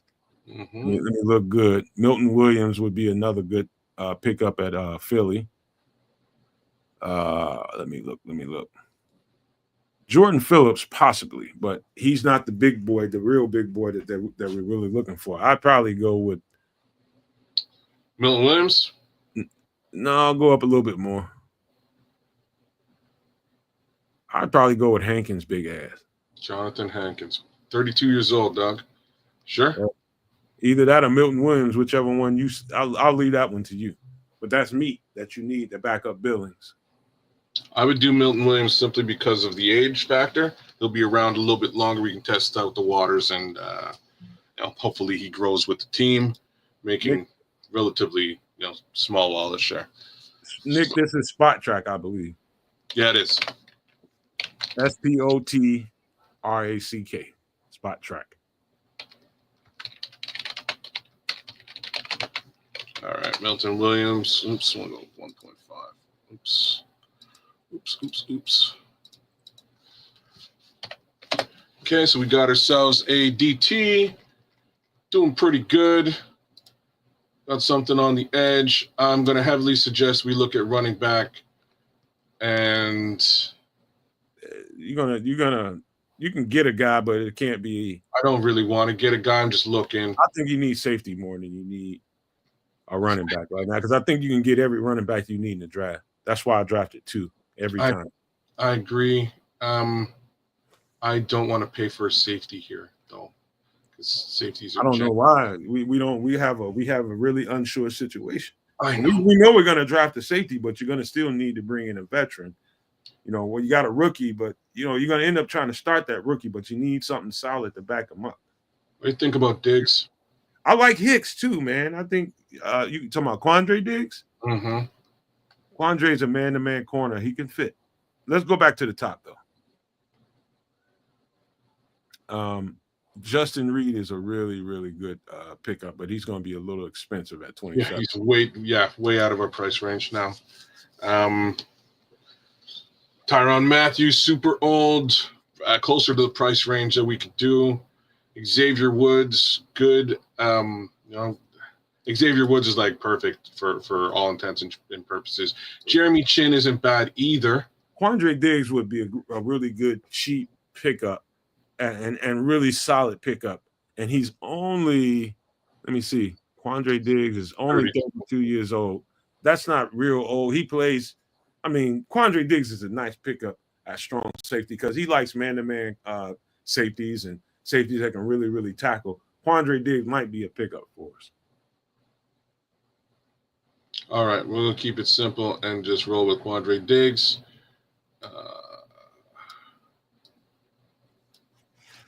Come on, of course, you got to make it tough on me. Safety. Quandre Diggs. Oops, there's a strong safety. 3.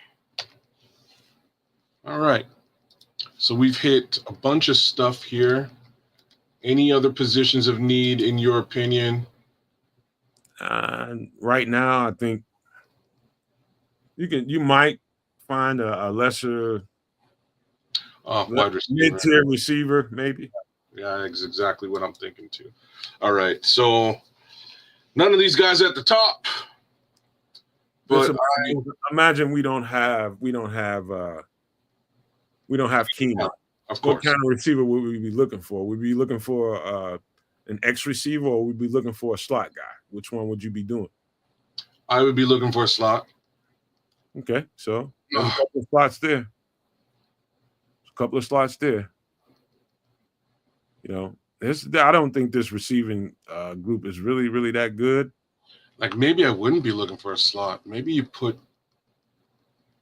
put either one of them receivers in the slot, bro. Marquise Brown hits the market. That would be a guy to go grab. Marquise Brown's a Hollywood Brown. Yeah. Off to the Super Bowl with you. I'm going to tell you the guy that I like in this scenario, and it's DJ Chark. And we need a speedster, man. We got a bunch of we got guys, but we don't have the guy that can take the top off. You know, Marquise Brown can do that. What about this guy? He's not going to take the top off the defense. You're right, but if we're talking about taking the top off the defense, what about Tyler Scott? We don't know what Tyler Scott. All we know is Tyler Scott gave us nothing. Let's just assume he's never going to give us nothing. Let's get a slot guy, and I think Hollywood Brown is the best thing we can do with our money. Hollywood Brown, eh? All right. Oh man, $7 million for Hollywood Brown. All right.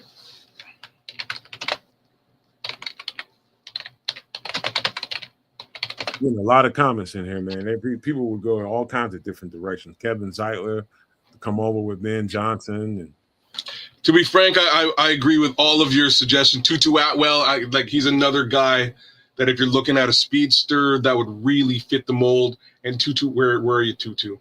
Yeah, Tutu's dirty cheap. Fuck it, I'm throwing Tutu on there too, just because of the price tag.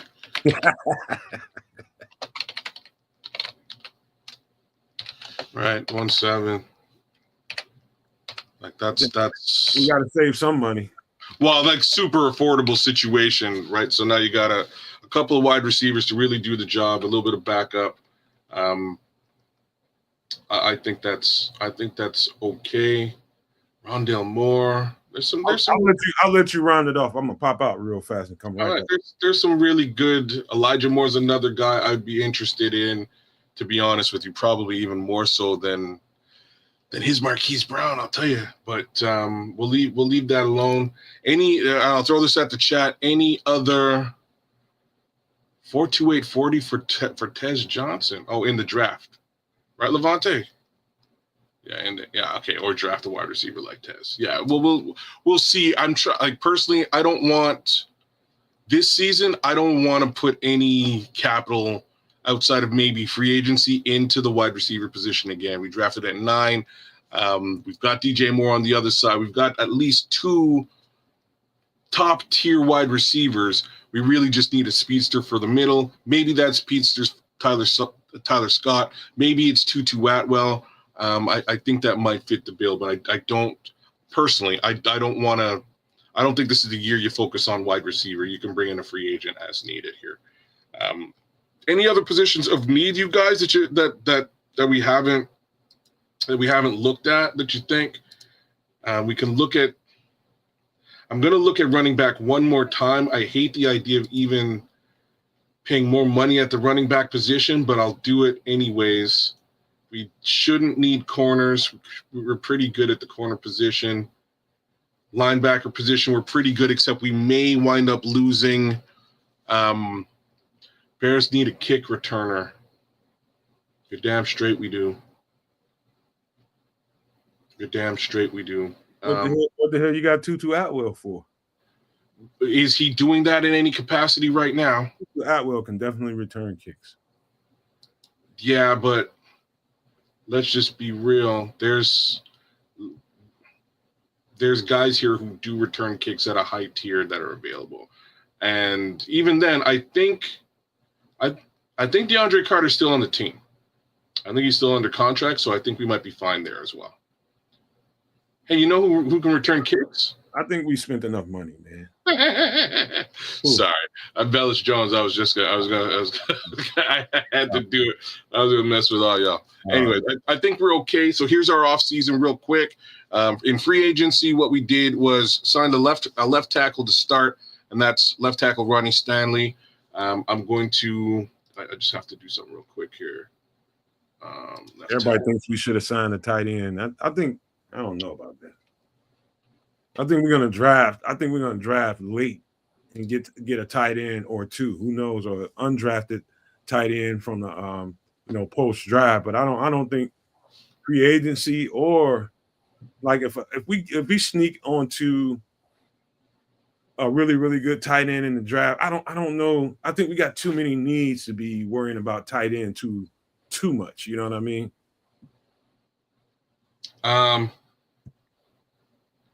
Yeah.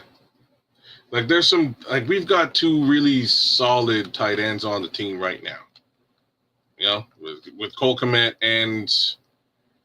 and Gerald Everett. Mercedes Lewis it would be done after this season in the free agency. He's more of a blocking tight end. There's some good tight ends out there though. Let's just say, just for the sake of argument, we got ourselves a Zach Ertz. All right. 34 years old. Good Lord, he's 34. I'm just realizing how old Zach Ertz is. I'd rather go with a Mike Gesicki. But he's not we gonna need a blocking tight end as well. We need a dual threat. And Mike Gesicki could fill that role. Harrison Bryant? It'd be Mike Gesicki for me or what about Mo Alley Cox? No. Mo Alley Cox would be a nice, but he's 31 and look how much he's cost. Yeah, he's way overpriced. All right, we'll just call it Mike Gesicki for sake of argument. So 2-2 out. Oops, tight end.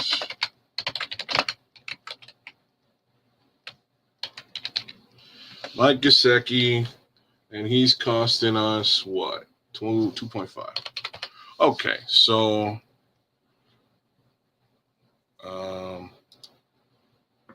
by the way, everybody hit the like button if you don't mind. We're not telling, we're asking as a courtesy. Hit the like button for us, and anybody listening and wants to come in and chat about what they're seeing and what we're talking about, all you gotta do is hit the like button.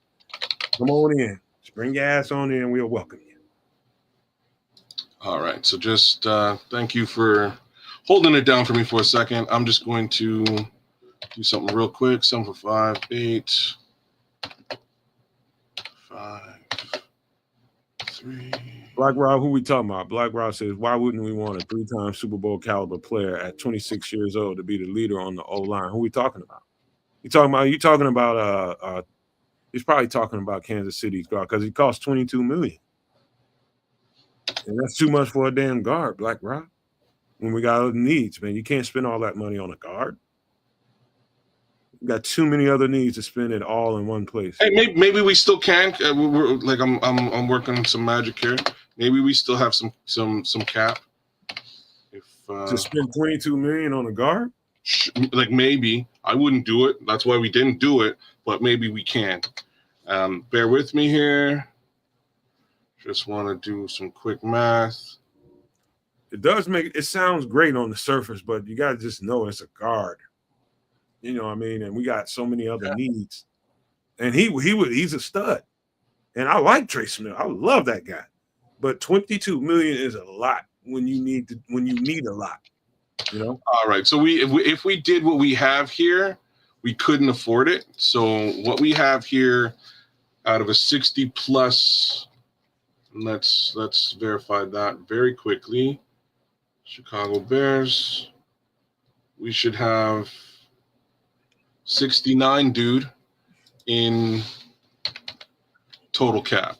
So total cap we have left over for the Chicago Bears, 69 and change. These selections total cost us $47.2 million to cover the cost of these maneuvers. So one more time. Left tackle, Ronnie Stanley at $7.5 million. James Daniels at $8 million. He's a guard. Mekhi Becton at $5 million, again at the guard position, but he can swing tackle and or center if needed. Patrick McCarry, $3 million. Tackle, again, swing situation, similar movements as Mekhi Becton. Defensive end, Chase Young for $8 million. Defensive tackle, Milton Williams, $1.5 million. Strong safety, Quandre Diggs at $3 million. Wide receiver, Marquise Brown, Hollywood, $7 million. We've got wide receiver, Tutu Atwell, $1.7 million. And tight end Mike Gesicki at 2.5. So quite technically, if we want to blow the bank, we might be able to cut a guy and drop that $22 million on your Trey Smith. I assume he's talking about. Is that right? How about this? We'll save that episode for when Trips is here. Trips is cheap as chitlins in 1930, so he'll try to figure out a way to do it. All right, so we're all right. Hey man, maybe we do that, but maybe we draft him now too, right? So that's the upside. Really, what you want to have is starter caliber guys on the offensive line that can do the darn thing. We'll go do this draft. Maybe again, we have just about 22 left over. Maybe we go get a linchpin, but in my opinion, it wouldn't be at the guard position. It would be at the tackle position. I would sure up the left tackle more over guard. That's just me. But anyways, cool. Want to do this? Let's go ahead and pop it. All right. Pop the cherry. Boom. The draft has begun, y'all. Welcome to the 2025 draft. First 10 picks have gone through. Before we get into, let's look at the 10 picks. Let me see who came off. Before we get into trades, let's look at who went where and why. Came off first. All right. So Travis Hunter, cornerback, goes to the Tennessee Titans. Cornerback out of Colorado. To the Cleveland Browns, Shedeur Sanders, son of primetime Deion Sanders, quarterback, Colorado. New York Giants select Ted McMillan. We call him Ted. Cool, Ted McMillan, wide receiver for Arizona. That's a dumbass pick. Hey man, the New York Giants ain't brilliant. I'm just saying. Anyways, Abdul Carter, edge rusher, Penn State, goes to the New England Patriots, bulking up on the defensive side of the ball. Cam Ward, quarterback, goes to the New York Jets, quarterback from Miami. Ashton Jeanty goes to, well, that's a bad pick. That's a terrible pick, bro. For them. Yeah, that's what I'm trying to say. For this team, like, great that he's at this position. This is the worst move this team could possibly make. But here we go. Ashton Jeanty, running back, Boise State, goes to the Las Vegas Raiders. Madness. At pick number 7, Mason Graham, defensive tackle, Michigan, goes to the Jacksonville Jaguars. At pick number 8, Will Johnson, cornerback, Michigan, goes to the Atlanta Falcons. Pick number 9, Michael Williams, Michael, pronounce it how you will, goes to the New Orleans Saints. He's an edge rusher out of Georgia. And at the 10th pick, your Chicago Bears select, I don't know. Let's take a look at what these trade offers look like. That's kind of raw, although 56, 62, 131, just for the people that can't see this. Yeah, so that's from the Buffalo Bills offering us a whole slew of stuff in the second round. I don't mind that, but I'd like something a little bit closer to 10 if possible. And this was the one I was hoping we would get, except I don't like this. So Seattle pick 18 as a trade for pick 10, as well as pick 50 in the second round. So we gain a second rounder. We move back eight positions. And we also secure a 2026 fourth rounder from Seattle. What else we got? Oh, ooh. Yeah. Better. They want 10 and 72. Maybe we can get them. Okay, I like this. I'm going to see if I can counter and get them and send them a second rounder next year. But I like this a lot. Pick number 16, pick number 47, and another second round pick from Arizona. What are you going to do next year? All right, let me try and counter this. See if we can. Chris has never worked. Chris ain't me though. You know what I'm saying? Actually, I would do something like this. You gonna give him 3 late picks? Yeah. 4? You gonna give him a fourth round and three late picks for what? They're giving me a second rounder next year, and I'm getting 2 prime picks. I'm getting a prime pick in the second round. And you should be getting another pick, man, out of them. And it ain't. And you need something this year. You can't be waiting the next year. I can't get too greedy here, so maybe. Chris says you should have took the New England trade. We'll look at them again before we make the decision. Let me try this. Okay, they didn't like it. We'll go back. Oh, you mean you must have met Buffalo? You like the Buffalo one, the first one, Chris? Hall. 50, 30, 30, 56, and 62. That's probably the best you're gonna get. That's probably the best We're pick. moving all the way back to 30. If I move back to 16, dude, I showed you what I was able to get, and I drafted at 41, dude. Look at what you're getting. You're not getting. You talking about in the top 100, you're getting 3 picks. Yeah, but these are quality picks, bro. Bro, that Buffalo deal was the best one you're gonna get. I disagree. I don't want to move back to 30. I don't. I can trade again at 16. That Buffalo deal was it. Let me try this. I'll take them. I'll give them both of these. You get. I think they offered. What did they offer? So here we go. So now this kind of looks like what you were just talking about. We can trade again, Doug. You know what I'm saying? That's a good looking one too. All right. No, wait. What was that Cleveland one again? So we're gonna go back. We're gonna do this the right way. So I just traded at 10 back to 16. I gave up 2 6th-round picks and a 4th rounder next year for Arizona's 2nd rounder, their 16th pick in the draft, and the 47th pick. So we got an extra 2. Basically traded away 2 6th rounders to get an extra 2 here. That's really what it looked like. And we moved back a couple positions. I'm going to backfill and let you know who went since that trade. All right. So at the 10, Nick Scorton, edge rusher, went to the Arizona Cardinals. San Francisco 49ers picked up Siobhan Ravel, tough cornerback out of East Carolina. Luther Burden, wide receiver, Missouri, goes to the Dallas Cowboys. Bad pick for them. That's good for them. That's a bad pick for them. I agree. You got CeeDee Lamb over there. You got some. They got a pretty decent wide receiver core as it is. They need other, they need help in other arenas. James Pierce Jr. goes to the Miami Dolphins, edge rusher out of Tennessee. Malachi Starks, safety, Georgia, goes to the Indianapolis Colts. And Emeka Ibuka, pretty solid wide receiver out of Ohio State, goes to the Carolina Panthers. Now you take the pick. Now you take the best tackle on the board. Do you, or do you now do the thing that you were just talking about? Now we got a shit ton of draft now. Now we got capital if we take this year from Cleveland. Okay, I'm with it. I know my players, so I know we can get some dogs. I ain't got no problem with it. A lot of people, take Will Campbell, take now, basically, we're trading out of the first. We're trading out of the first to the 32nd pick.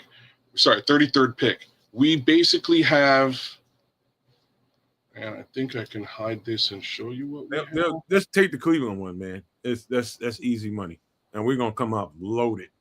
That's what I did in every one of those drafts. I traded back twice. Okay, so we're gonna do it. We're in consensus here. I'm going to go through the first round picks. We ain't trading anymore. We're good. I'm going to go through the first round so you know what went down. We just ended off at pick 16. Pick 16 was traded to the Cleveland Browns for Tyler Warren, tight end Penn State. Cameron Williams, offensive tackle from Texas, goes to the Bengals. Seattle Seahawks pick up Kelvin Banks Jr., offensive tackle. Jalen Walker, linebacker, Georgia, goes to the Rams. Will Campbell, offensive tackle, goes to Denver. Tyler Booker, offensive guard, goes to the Pittsburgh Steelers. Ben Morrison goes to the Chargers. He's a cornerback from Notre Dame. The Green Bay Packers pick up Trey Amos, cornerback Ole Miss. We've also got Josh Simmons, offensive tackle from Ohio State, going to the Baltimore Ravens. The Kansas City Chiefs at pick 25 select Derek Harmon, defensive tackle from Oregon.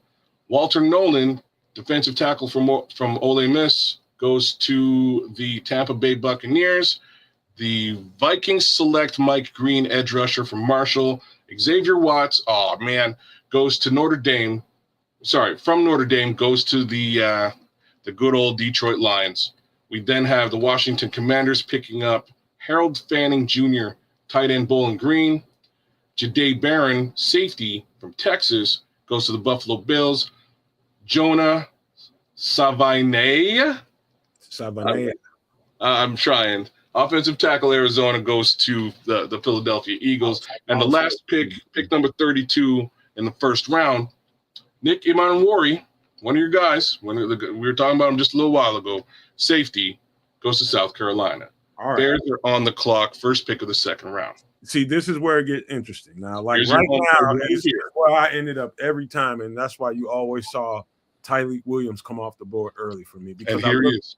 I looked at the tackles, the offensive tackles, and I looked and I gauged where the value was. Where is the better value? Is it at D tackle between Tyleik Williams and Kenneth Grant? I think you can't miss either one of those two. And I think you know, to be honest with you, that would be a Dennis Allen pick, you know. But let's see what the offensive tackles look like before we even start making choices.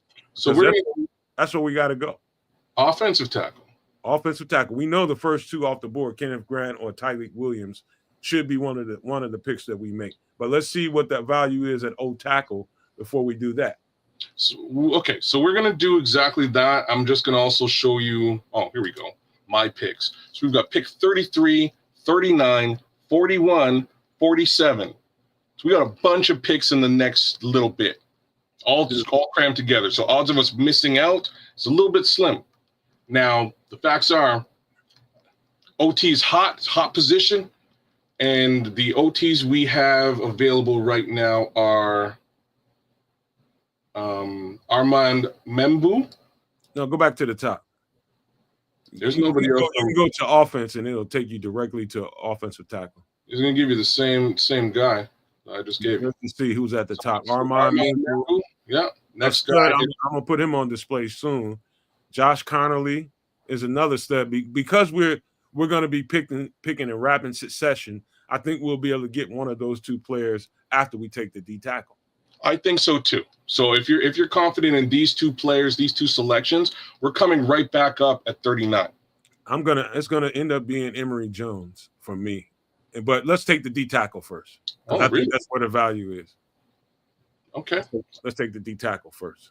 I'm in full agreement with this. Tyleik Williams or Kenneth Grant. Let's just take a peek. Tyleik Williams, 6'3", 327. Versatile lineman, block shedding ability, inconsistency in his 2024 season has limited his chances to climbing into the first round. Fine, we're in the second round. Happy with it. So, yeah, we need IOL. That's what we're looking at there, Minister Charles. You got it. So, Kenneth Grant. Oh, sorry. Actually, we're looking at DT. We'll get IOL in a minute. Kenneth Grant, basically the same height, a little bit more size at 340. Grant is a top first-round prospect in the 2025 draft. So what's cool is both of these guys are aimed as first-round selections that fell into the second round. Which one would you, if we're zeroing in on what's available here, which one would you select? It's going to be Tyleik Williams. Boom, done. Now we can get the tackle. Now we get ourselves a tackle, boys. I'm so with you. And in a minute, we get the offensive, the interior alignment. So we've still got Membu available to us right now. Membu is I'm gonna throw caution into the wind now. Huh? Nah, we can't do a running back. We're way too early for a running back. Maybe, but way too early. We've got way. Trust me, I did this exercise a few times. We way early. We got to shore up the trenches. And we got to get a tackle. All right. I just wanted to throw it out there because he's right there, and Omarion Hampton is a really good. We got to get a tackle. All right. So Membu? No. Let's look at the whole tackle list. What about Wyatt Milliam as well? I got him on my list, but let's look at the entire group first. So I'll tell you exactly who to get. Oh, okay. So we've got. Go get Josh Connerly. Oh, no. I take that back. Get Emory Jones. And we're going to flip Brax. We're going to flip Darnell Wright. So I wouldn't select Emory Jones here because we've still got we've got three selections before his stat. we can probably pick him up in the next pick or even the pick after. We're talking about getting the best tackle here. There's 3 tackles ahead of him, is what I'm saying. Trust me, the tape tells me everything I need to know. I believe you. You either go Josh Conley or you go Emory Jones. Right now, I think because we have Darnell Wright, and I've been trying to tell people this for the longest, he's the best offensive lineman we have, and he can play either side of the ball. You flip Darnell Wright and make him your starting left tackle, and you bring in another starting right tackle, and that's Emory Jones. That's who I would draft right now. All right, so I'm heavily against that, just from a position perspective. You wanna draft Josh Conley? Go ahead, but that's what I would do. No, I'm fine with He's it. the next best pick on there. Josh Conley is your next best thing. Listen, I'm fine with what you're suggesting. It's just where the present draft. It's just where he's listed. I think we can get him with the next selection that we have available, because we still have 3 between pick 55. We've got 3, and the upside here is there's 3 offensive tackles listed in front of him, right? So I don't pay attention to that, kids. I know these players. You don't. I definitely do, because you're saying that you like this guy, and I believe you. I want to get you your guy. I think we can get something else here now that we probably weren't looking at. And to be frank with you, I think it's Wyatt. I think it's Wyatt Millen. Wyatt Millen is really going to probably end up being a guard. That's he's listed here as an offensive guard. We need help at the guard position too. You don't draft the guard this high, bro. Not this high. There's going to be some really solid guards later on, and let's just say in the next few picks, we like right here. Let's look at that. If you've seen like the entire board and seen what the best players available is, the last thing you would do is draft a guard here. All right, so here's what guards are left. I'm not so sure that what you just said is Donovan Jackson is probably the better pick out of all of them, or Tate Ratledge, or so even Dylan. Okay, cool. So we're gonna aim for both of these guys a little bit later in the draft. Cool. So what else do we have in front of? Remember, like Levante is saying, remember you can double up at 41. That's it, right? Like this is kind of what I'm saying. So if we can double up at 41, get your tackle. We don't have to reach. We could just grab Omari and Hampton because we have capital. It could be Colston Loveland because we have capital. It could be Shamar Stewart because we have capital. Kids, get your tackle. Get your left tackle. Get your tackle situation. You want to draft that high right now. You want to do that. And then some of these guys, I'm telling you, they're going to fall further than you think. Trust me, man. Trust me. We got to get those secured. Defensive tackle, offensive tackle, we got to get blue chip pieces for those 2 pieces. We got one. Now we need another one. All right. Trade it back to make sure you can get it.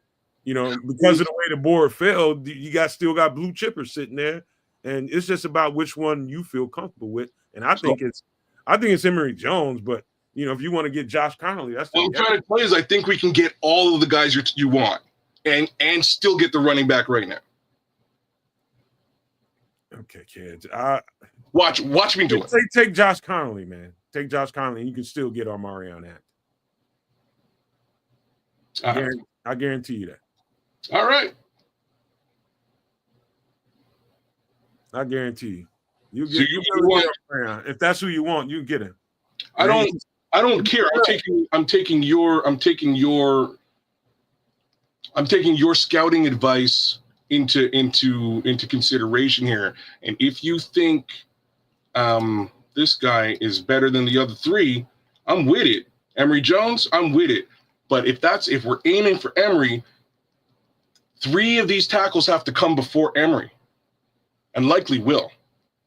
Right? If that's the case, we can get him further back. We can get him with the next pick because we got a bunch here early altogether. If you feel like, I'll tell you what, kids, I'll yield. If you feel like you can get Omarion Hampton and still get Emory Jones, go for it. Yeah. All right. I think we can. I almost know we can.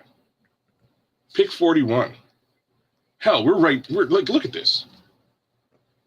We're getting your guy, bro. Okay. I don't want nothing to do with none of this. So I'm sorry, y'all.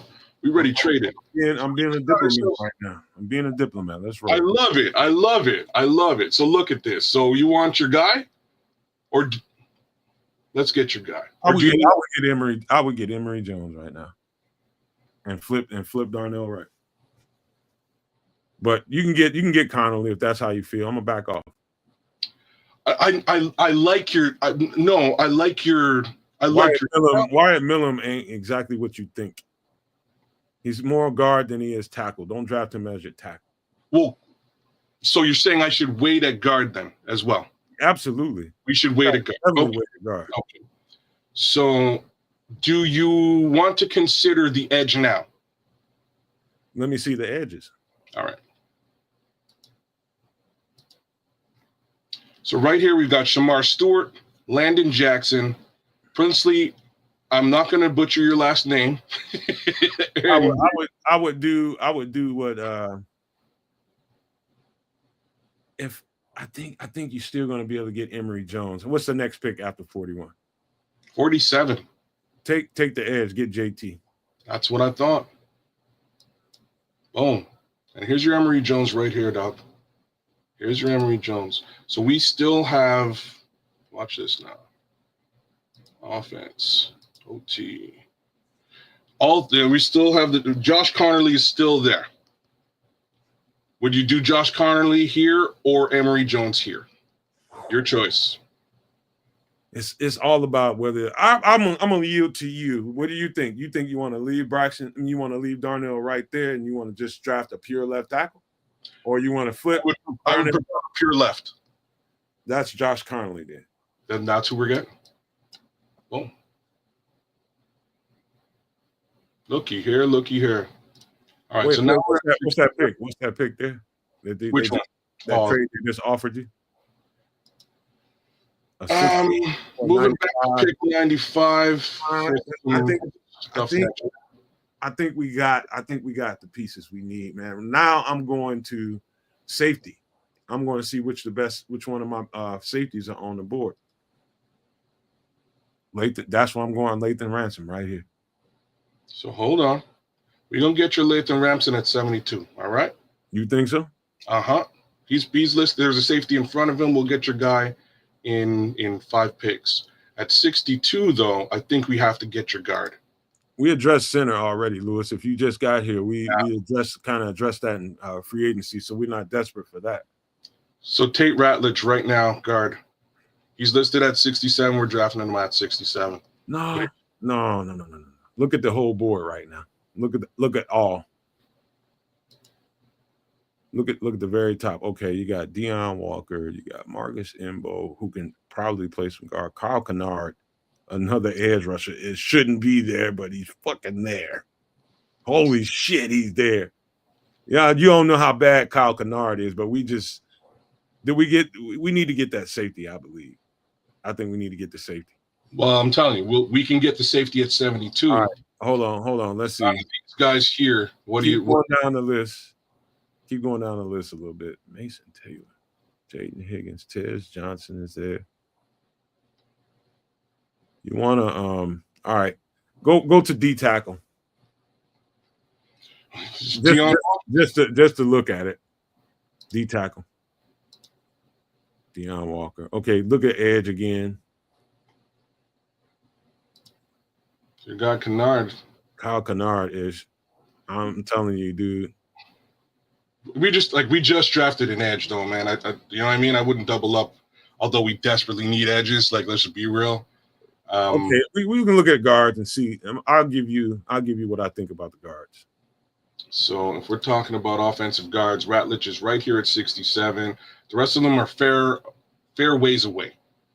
Right, about 40 picks different for the next guard available.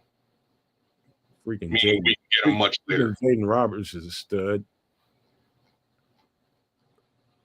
Straight up stud. But the best value is Kyle Kennard. I mean, there's a lot of good players on this board, but the best value, as this board has fallen to, you got to consider it that way, kids, is the best value right now. When you look at all those positions, it's either if you think you can get Kyle Kennard and you can still get Lathan Ransom, you should go get both of them. And you can still get that guard later. But I need the guard way more than I need a third edge. You're never gonna get a chance to get JT Mola out and Kyle Kennard at the same time, ever. You're gonna still be able to get some of those guards. Trust me when I tell you. And there's a few of them that I was just looking at are good.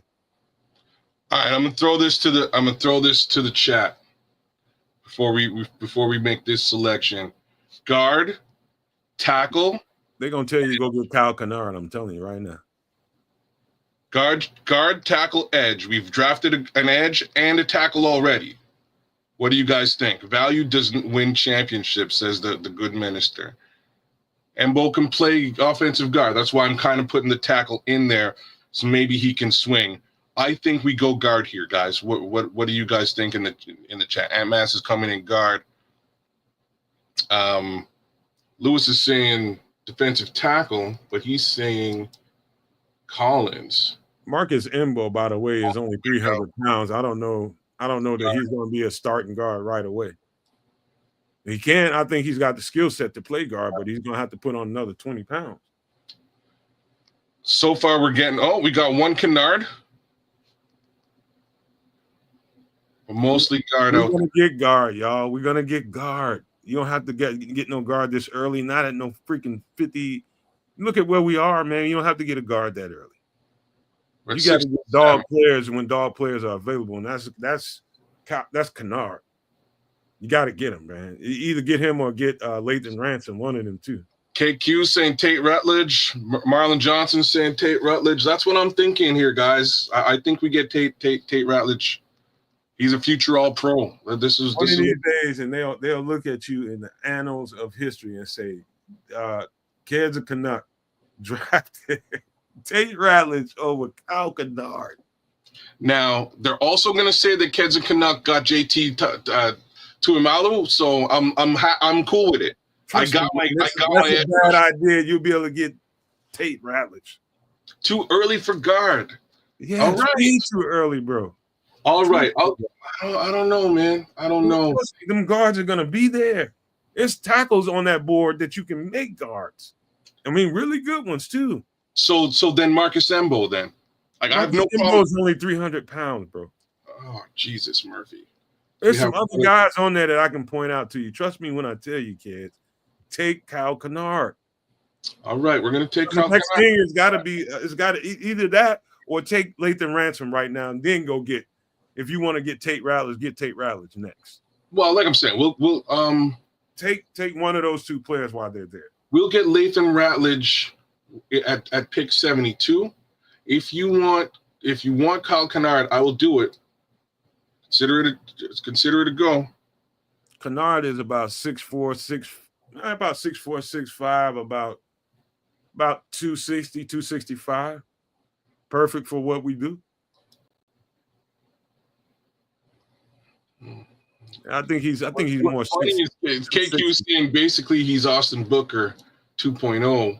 Yeah, but I can see the build here is very similar to an. All I know, kids, you can feel how you want to feel about him, but right now to take a guard is insane when you got this many picks left. But we don't have any real starting, like the starting guards we have. We just signed two. You forgot what we just did in free agency, bro. Yeah, we did. All right. Okay. All right. Let's get Kyle Kennard. That is the Nomad pick. We went with Kyle Kennard. I would make the Ransom, but Kyle Kennard, you can't go wrong with. So everybody wants to come up for those players right now. You dig? These are not crazy trades. They know what it is, man. They know these are not crazy trades. To draft them. Would you take this trade to secure another? No, because the next ain't until 138. No, I wouldn't take it. And you got all right. That's right. You want to get your guy. You want your homie here too, right? You want where's your guy? Ransom. That's the guy. All right. Now you can get all the guards and everything you want. Boom. You want to draft another center? You can draft another center if you want to. Center's gonna start to come up here soon. To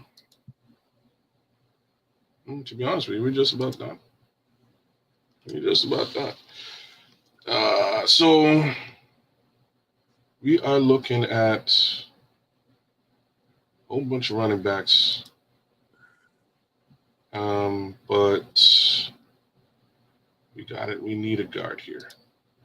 What you mean, Mr. Charles? You don't even know what we do yet. How you gonna make that statement about what? About defense? Yeah, I know what we're doing. We hired Dennis Allen, in case you didn't know. I think that's what you're talking about. Now this is where you start your offensive line. I would go center here, opposed to even guard. I would go guard here. Oops.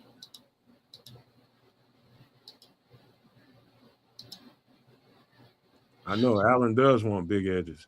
So which one of these guards do you want? Let me see. I like Jaden Roberts. I like Miles Frazier as well. One of those two guys, to me, I think you can't go wrong with. Jaden Roberts, you can't go really wrong with. Jaden Roberts or Mike Frazier, in my opinion. All right. So Jaden Roberts versus Jared Wilson at center. You could have, I think that's a really good value if you want to get center, but Jared Wilson is, if you want to do that, how many more picks you got left?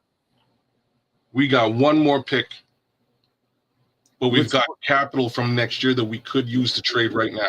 We signed a couple of guards. I think if you want to get a center, I think Jared Wilson is probably the better value. I agree. Take a center here, Levante's saying. I think we go with the top center in the draft, which is Jared Wilson.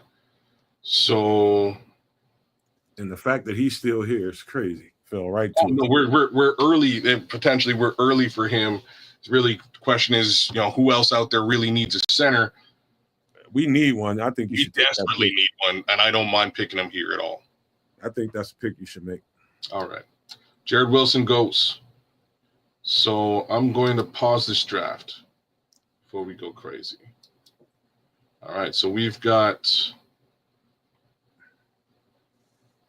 I want you to look at who's left. Mr. Charles, we signed like basically three. Did we sign James Daniels, Mekhi Becton, and Makari?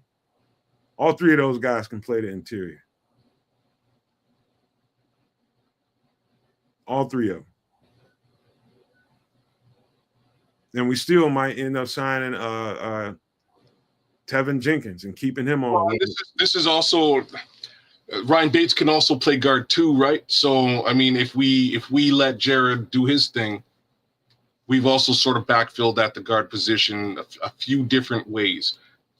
We can still get another guard if we wanted to in free agency. We can. We have the ability of doing that, and maybe it's a Trey Smith. We have the money for it. So there's that as well. My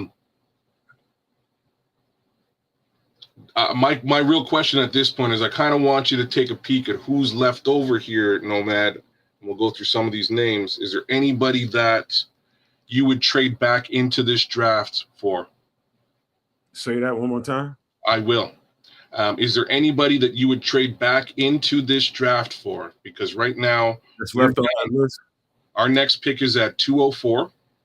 All right, but we scored 2 second rounders for next season. It might be. Let's look at all. Let's see the list of people, because Gray Zabel is very talented, a very talented tackle. Gray Zabel, Howard Cross at the top, Will Howard quarterback. We don't need that. Billy Bowman safety. That dude right there. That linebacker. Whew, but that's a whole other. Anthony Belton, I would trade back to get. Schweisinger? Anthony Belton, I would trade back up into and get. Anthony Belton. Yep. That's the guy I would come back in here and get. That's the guy that you can either have play guard or tackle. And if he plays guard, he's probably going to be the best guard on the team. until you watch that film, you won't understand what I'm talking about. But I'll put that short out later. Anthony Belton, I would come back into this draft for. Or did we get the lightning running back that we were looking for in Bashard Smith? Did I Remember just him? Bashard Smith? Let me look at running back. I think he's gone. I think he's gone by now. But let's look at running back. Yeah, your guy's gone. Oh, he's still there. I'll have to go back and get him. Okay. I'll definitely trade back up and get him. Now we got Thunder and Lightning, the young version of it.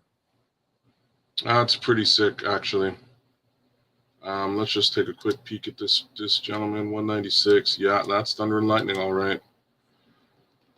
Okay. Yeah, I forgot about him. We should have. Yeah, I'm coming back into the draft. Well, like I say, we got a big bruiser north south who's gonna do the darn thing. That kind of replaces your Roshan Johnson, puts DeAndre Swift into that lightning mode, and Omarion into the Thunder. So I don't mind that at all. If you want to double up on one of those two, I'm with it too. So I would trade a mid-tier pick to get back in here if you can, to get Bashard Smith, and we got the Thunder and Lightning combo we on for Ben Johnson. Proposed trade. Let's see if we can get back in here. They think he'll be there. FFG thinks he'll be there at 204. You think so, FFG? He thinks he is. All right, you want to let it ride? Is there another? Let's see if we can pray and get him. All right, let's let it ride. Let's see. Let's just see what happens. If he's gone, FFG, I'm socking you right in your fucking nose. He's gone. I knew it. And so's the other homie. Tosh Brooks just went to. Is Belton still there? Belton was an offensive tackle. Yes, he was a tackle. He's gone. Holy crap! All right, I don't think the guard situation is good as we think it is. I think we take a tackle and then turn him into a guard, and I could tell you which one to do it with. Oh, let me see. Like I said, we're a little bit later in the draft here. There's some good dudes on there.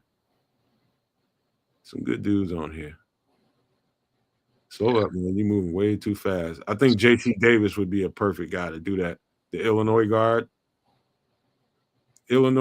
Down there. You just passed. I saw him. We're gonna. That's what you want. We've got Dalton Cooper, worth his weight in nothing. Look at his measurements. 6'5", 323. Definitely, you can transfer him to guard. You know, the one that I'm not sure about him. I haven't gotten that far in my research, but I am sure about, the tackle from Illinois. I'm sure about him. Xavier Truss, 6'7", 310 guard.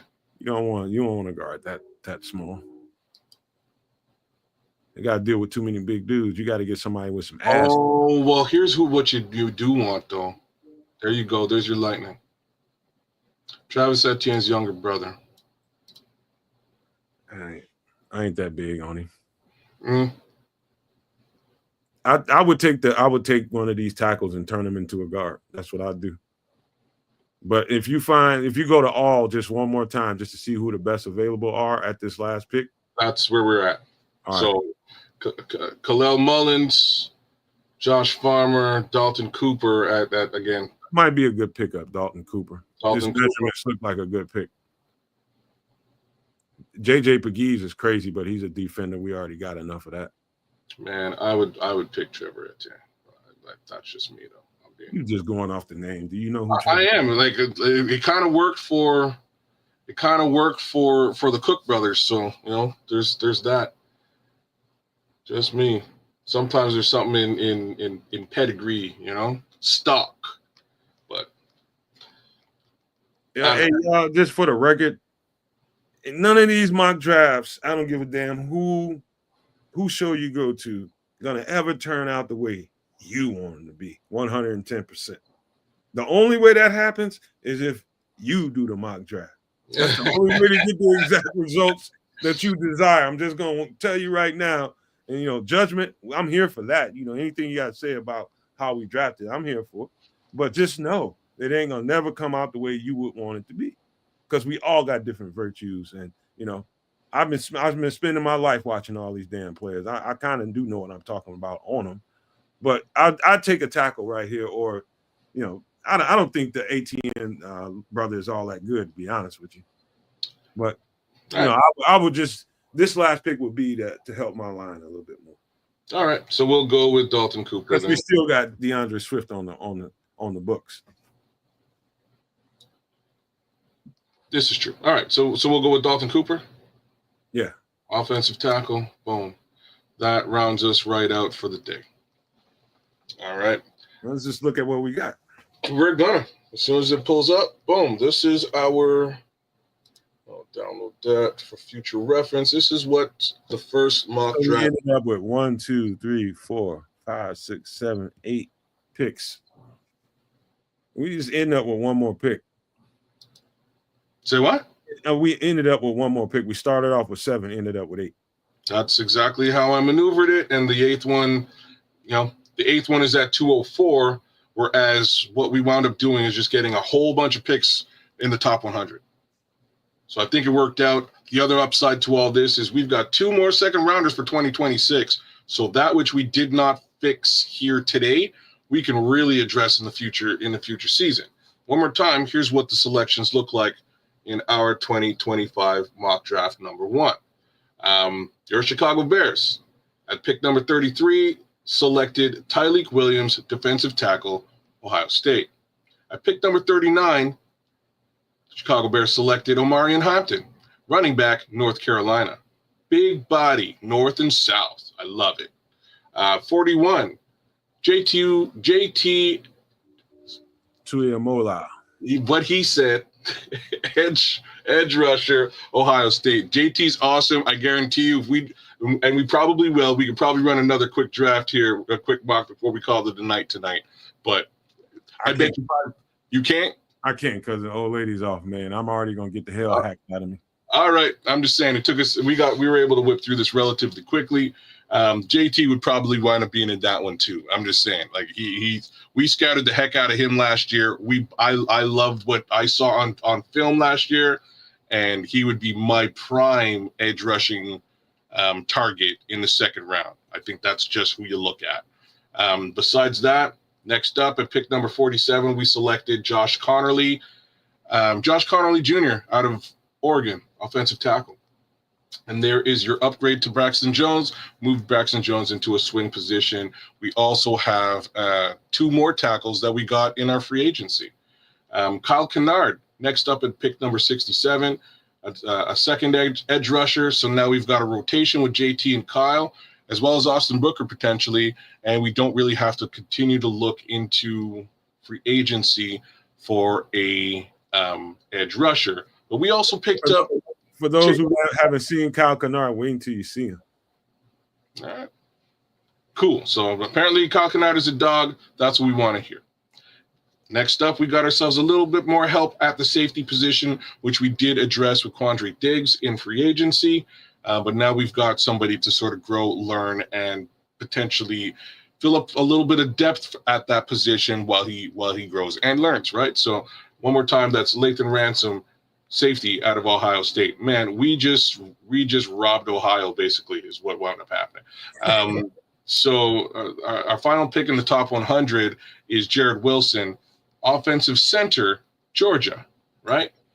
So that is our next guy on the offensive line. So for the most part, we've addressed offensive line, defensive line, both the tackle and the center position. The guard position, for the most part, was handled in free agency. And our final selection is Dalton Cooper, who basically we are going to swing likely into a guard position too, right? So I think we did pretty good here. I think we did great for 8 picks. You know what I mean? There's like the only guy that I'm really not strongly qualified. I've seen the Oklahoma State offensive line, but I was looking at other people, so I'm not really that qualified to talk about Dalton Cooper, but he did have the measurables. I'll go check him out later. But every last one of these guys on this board, I know thoroughly. Every last person on here, from top to bottom, except Dalton Cooper. These are great picks, man. These are, I'm telling you, I'm just going to count them. Tyreek Williams, blue chip. Omarion Hampton, blue chip. Yeah. JT Tuimoloau, blue chip. Josh Connolly, blue chip. Kyle Kennard, blue chip. Latham Ransom, blue chip. Potential blue chip in Jarrett Wilson. He's only 300 and maybe 305, maybe 310. I'm not sure. But I think that is a potential blue chip piece. I think once his body starts to mature and he turns into the guy that he's going to be in the NFL, man, this dude is a stud center. At present, he's top center. He's top center in the draft right now. We'll see if that continues down the road as we get closer to the actual draft, but definitely listed as the top center. So we were able to really shore up that position, a position that we've ignored for years, right? So this is, I think this little quick little mock looked pretty solid. I think it worked out pretty good, but I think there will be, the one, there may be two mainstays, there may be three mainstays on future mocks. And I think they're going to be JT, Tyreek Williams, and potentially Latham Ransom. I think those are three guys that we're going to zero in on as we move forward. And the fourth would be, in my opinion, Jarrett Wilson, because I would not, if at all possible, I would not leave this draft without a high-end center. It's about that time. I think we need one. Like Kyle Kennard, like I know what Dennis Allen looks for. He looks for a taller, bigger edge rusher, and he comes a little bit underweight as of right now coming out of college. But since we do have Montez Sweat on the other side, and we have guys, you need some speed to go in there too. So he's speed and power. You know what I mean? So like you can look at his weight and size and think like, okay, he might be a little undersized. No, Kyle Kennard is strong as shit, and he's fast. That speed, the power dynamic that he's got going on is going to be ferocious on the next level. Period. Like I said, for me, that's probably the one pick I might have done something different with. Mainly because JT, we just drafted him. We have Sweat, and we also have Chase Young. So, in my opinion, right now, this still provides solid depth. So it ain't so bad. Now we've got depth at the edge rusher position. We don't have to look into free agency to really secure more depth there. We've got some dogs, right? So I like it.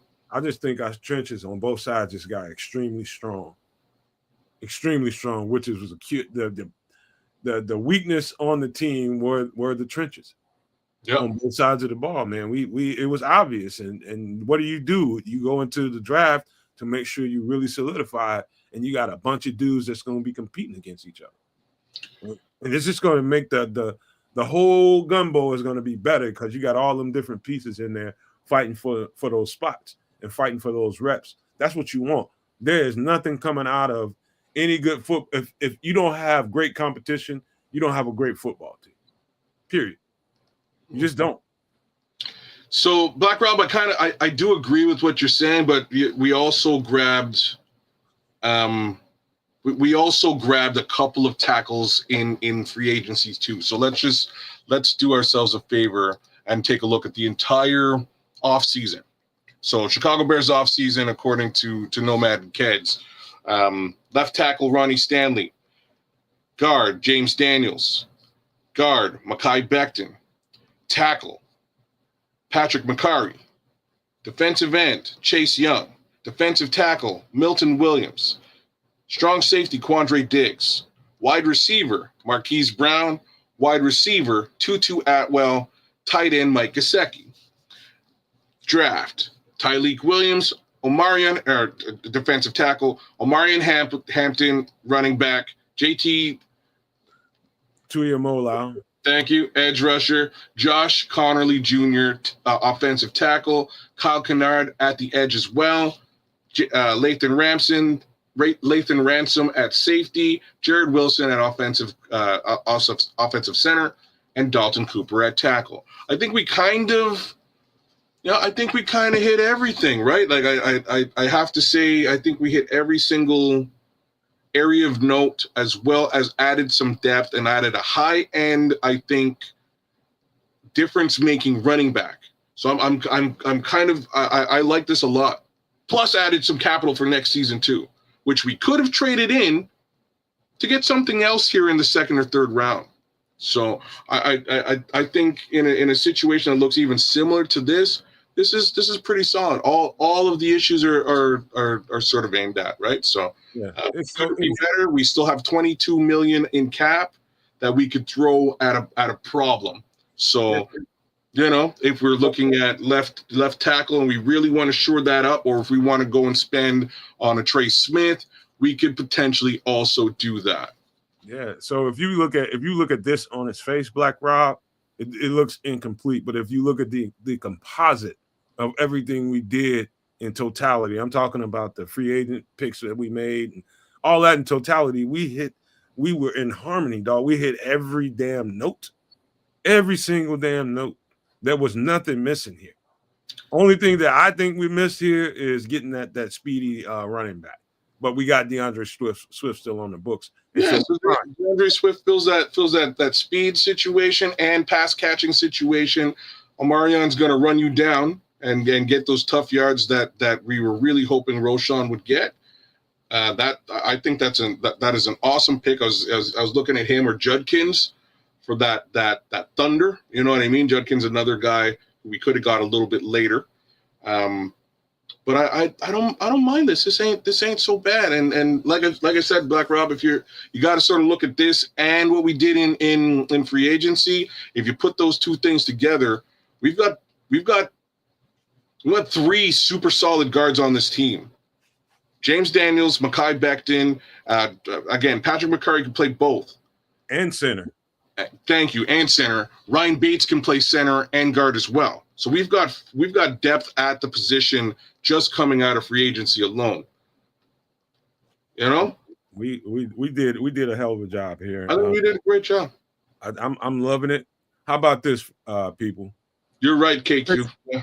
Maybe we'll take another crack at it on Wednesday on some extra sauce. We'll think about doing that if you guys want to take another crack at it and see how the thing plays out for us. When Trips is here, we'll do the budgeting thing with tight ass Trips. You know, we'll let him budget a little bit and see what he'll spend his money on. But I think that'll be fun. But maybe we'll take another crack at it, see what's going on Wednesday that day, and we'll go from there, man. But you know, it could be a whole bunch of news happening because I think what's going to happen is the offensive line coach is going to turn to everybody's going to focus in on that and want to know who the next. And I think it's going to happen in pretty quick succession now. Now that we got the offensive coordinator, I think that's probably just not being spoken about yet. But I think early this week we'll find out within the next 2 days. KQ caught us. He caught us.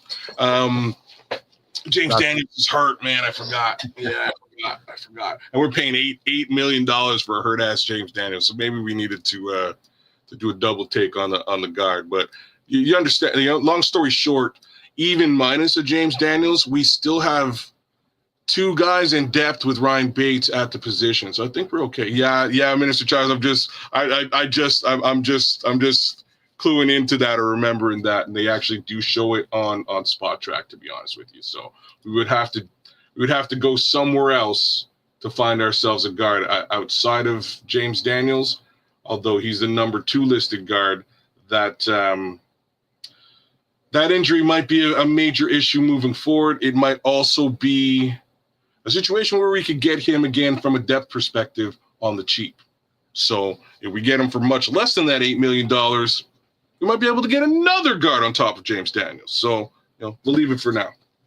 So real quick before I pass it on to Kedz for some pleasantries before we get up out of here, we had a model in a app that we were using last year, and we bought it again this year to do franchise mode so that we can keep track of simultaneously what we do in free agency, and you can see it, and also do the mock drafts at the same time. So it would show you the totality of everything we were doing instead of us doing it in 2 separate pieces.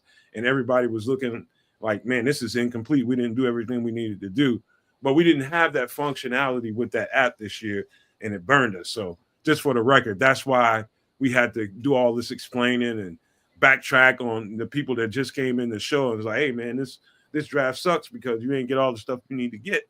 No, we got everything we needed to get. Yeah, we used to use FanSpeak, right? So FanSpeak was really cool. It gave us the opportunity to sort of go through the full off season and manage the cap. That's what the application was called. And we'd run it right down the line, make our selections as far as who's available, make trade deals and things to that effect. Unfortunately, FanSpeak has let me know that they no longer have the manage the cap functionality, so they pulled it out. This is about as close as we could get. Just sort of going through Spot Track, taking a look at who's available, and making a bit of a list, doing the quick math, and getting an understanding of what we're spending by way of free agents. And I think we did a pretty decent job outside of maybe one James Daniels, who again did have an injury, and perhaps we wanted to rethink that. So next time we do this, maybe on the cheap James Daniels, but we'll backfill that guard position with another player. And since you're saying it, maybe that player's Trey Smith, because we do have that kind of capital left over. If Ryan Poles wants to blow the cap, the rest of it. Besides that, I think we did a fantastic job. I actually really like this draft. I enjoyed it, man. How about some pleasantries before we get up out of here, man? Because I got to get out. Because my girlfriend, this is her last day off, and she wants to watch some Chicago PD. Oh, okay. Don't let me stop you now. All right, let me give you guys a little bit of love, and let's be real. Super cool that you guys were super interactive in the chat, man. We'll run a couple of these as we move forward throughout the off season, and hey. Well, that's what you kind of got to do sometimes, man. I think we did get some blue chippers, though, Charles. I do. Shout out to you, though, Minister Charles. We love you. Thanks for giving us your support as per normal. KQ, shout out to you, too. Black Rob, always awesome to see you in the chat. All you guys out there, like, share, subscribe. Who else we got? Marlon Johnson, the Super No Maniac with us, holding it down, along with FFG Style. Probably shouldn't have taken your advice. We probably should have traded back in and got that running back, but it's all the same. Paul Rodriguez is screaming, Kendra. Maybe we should have picked up Kendra. I did see him there as an available draft selection. We probably should have made that. KQ, I agree with Ratledge too. I think we probably should have selected him as well. Anyways, it's what it is. You gotta make your. Anyways, shout out to Berlissimo. Thanks for coming through and representing with us. The Cincinnati tackle is really good. I'm going to keep my eye on him. Excuse me. Levante Rogers, big shout outs. Lewis Joyce, my guy Aunt Mass is out there. Big shout outs to you. Paul Rodriguez, Mad Love. Who else we got out there?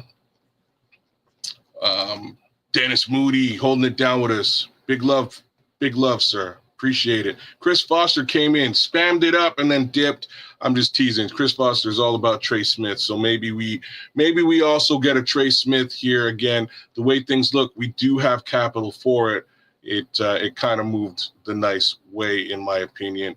Who else we got out there? Oh, Mally Mal, shout outs to you. Super No Maniac. Mo Fugra jumped in with us, spent a little bit of time. Nick Rembert was with us too. Big Al, what it do, Big Al? Mad shout outs to you. My guy Flex Diggs, mad respect to you too. Anybody else out there? Oh, MC Fact jumped in for a little bit. Shout outs. Pretty sure I gave Nick Rembert a little bit of love, but I'll do it again because Nick's always here holding it down with us in one way, shape, or form. Gotta love that. Sheriff Dog, big ups to Sheriff Dog. Thanks for coming through. Sheriff Dog definitely ate our lunch for a little bit. Juggy Nuggy too definitely gave us a little bit of hell. But hey, that's what it's all about. It's the off season. We're all gonna argue a little bit, but it's all in good spirits because we all want the same damn thing, and that's for this team to take over the North and then the NFC and then that Super Bowl. Right, that's what we all want. So we're all in line of sight here. But sometimes some folks might do things a little bit different than we might do it. Is what it is. AC Adam, big ups to you, man. Mad respect.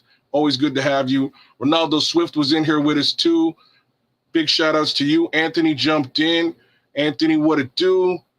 Black Rain, what's popping, my guy? Black Rain. Mr. Mayhem was with us for a little bit as well. Who else am I missing? There's a couple more folks like Marco King, Black Diamond. Mad love to both of y'all. Always good to have you guys down with the show. King Booker, I missed you, Booker, in the chat somehow today. Super No Maniac, King Booker, always down with you. Thank you for coming through, my dude.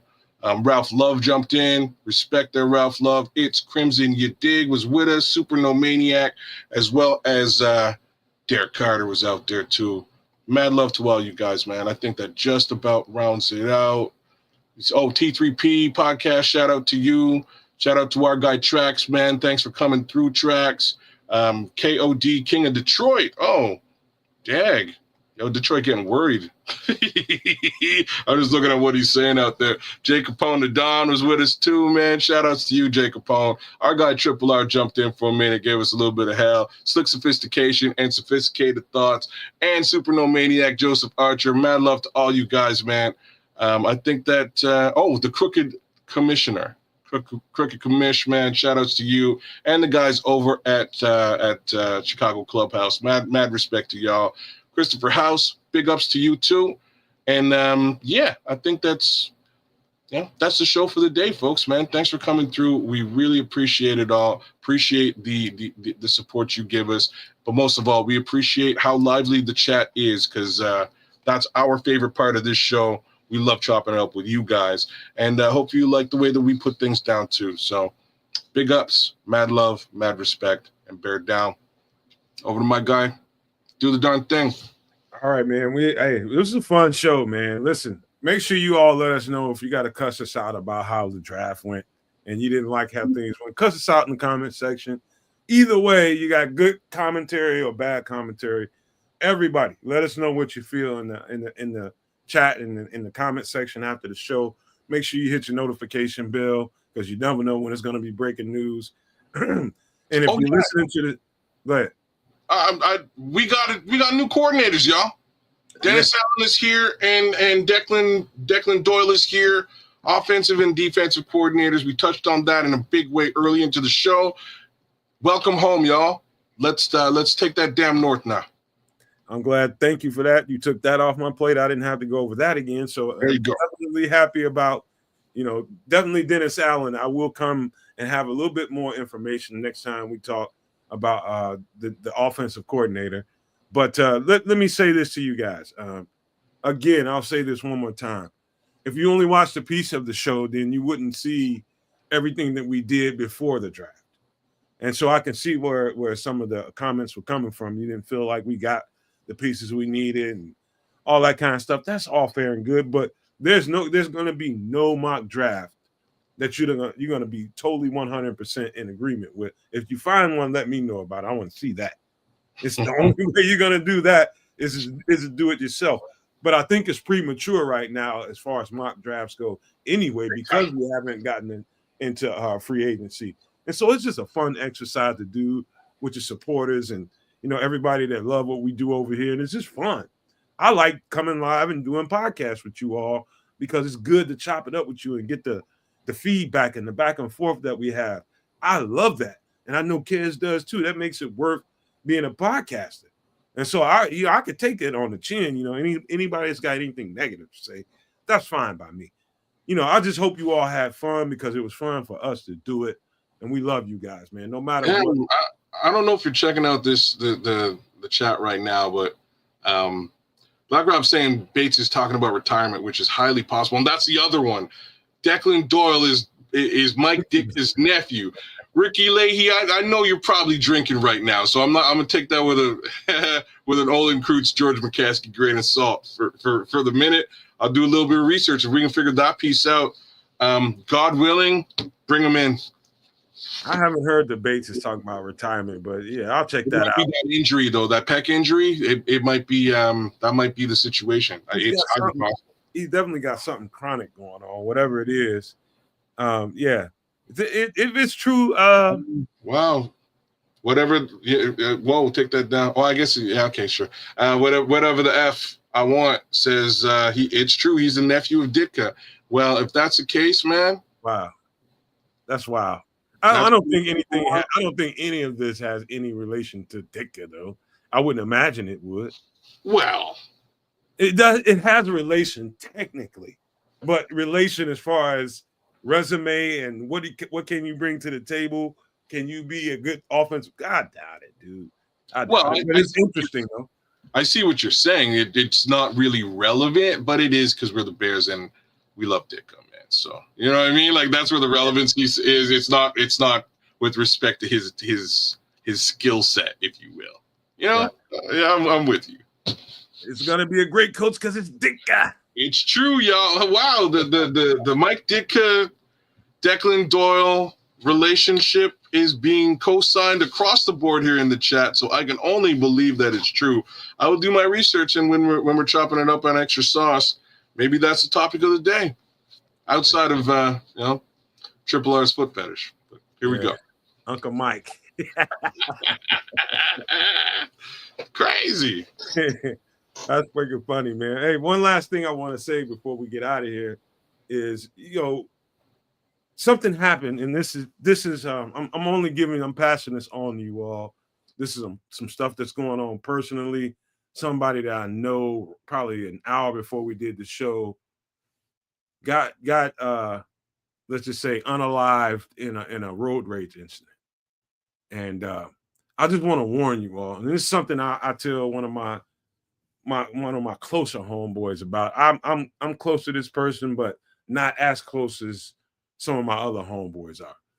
I tell them all the time, man, manage your anger, manage your energy, manage how you respond to things, and don't be one of those people that feel like you can over respond to anything, man. You can overreact to anything. I think that's the best way to put it.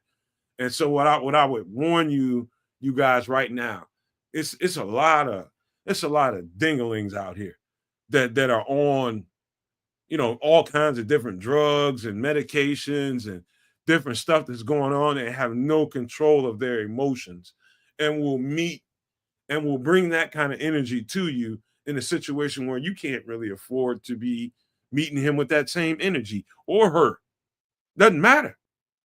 And you in the car and you're trying to get from A to B, and somebody has a problem with the way you're driving and they decide to hop out of the car and act crazy in the road, let them act crazy in the road. Don't be doing all that. It's a whole bunch of, silly stuff that goes on the road and on the highways, and people be tailgating each other and, brake checking people and all that kind of crazy stuff. Man, if you don't stop that shit, hopefully you're not the one doing that kind of stupidity. But definitely don't be the one that has to respond to it on the highway with somebody that you don't even know. You don't know what they have on them when they hop out of the car, but you're going to meet fire with fire. That's absolutely stupid. It's absolutely stupid. And so what I would say to everybody out here, when you're out on the road or just in life in general, you don't have to meet fire with fire.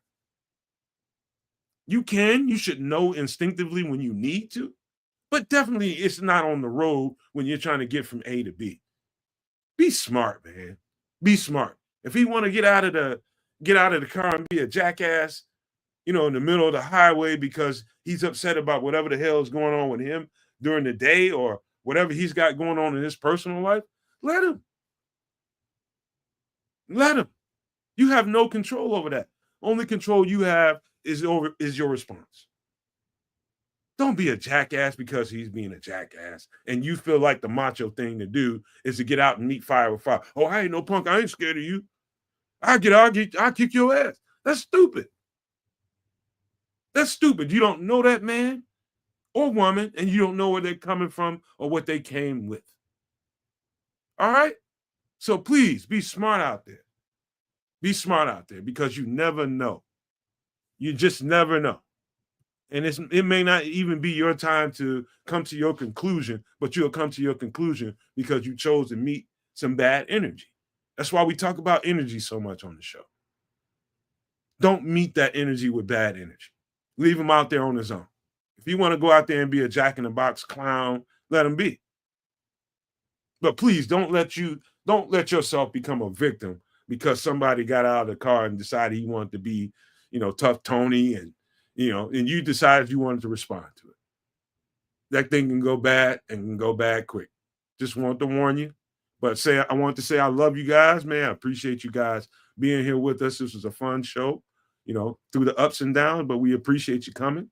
And make sure you guys come to the Wednesday show with some extra sauce. Hopefully we won't have to do an emergency podcast the next time one of these coaches get hired, but you never know. Might have to do that. But love it, love it, love it. And I want to leave you guys with these famous words. If you can think it and you can see it, people, there's no reason in the world why you cannot absolutely manifest it. Don't be a prisoner of your mind. But with that being said, we are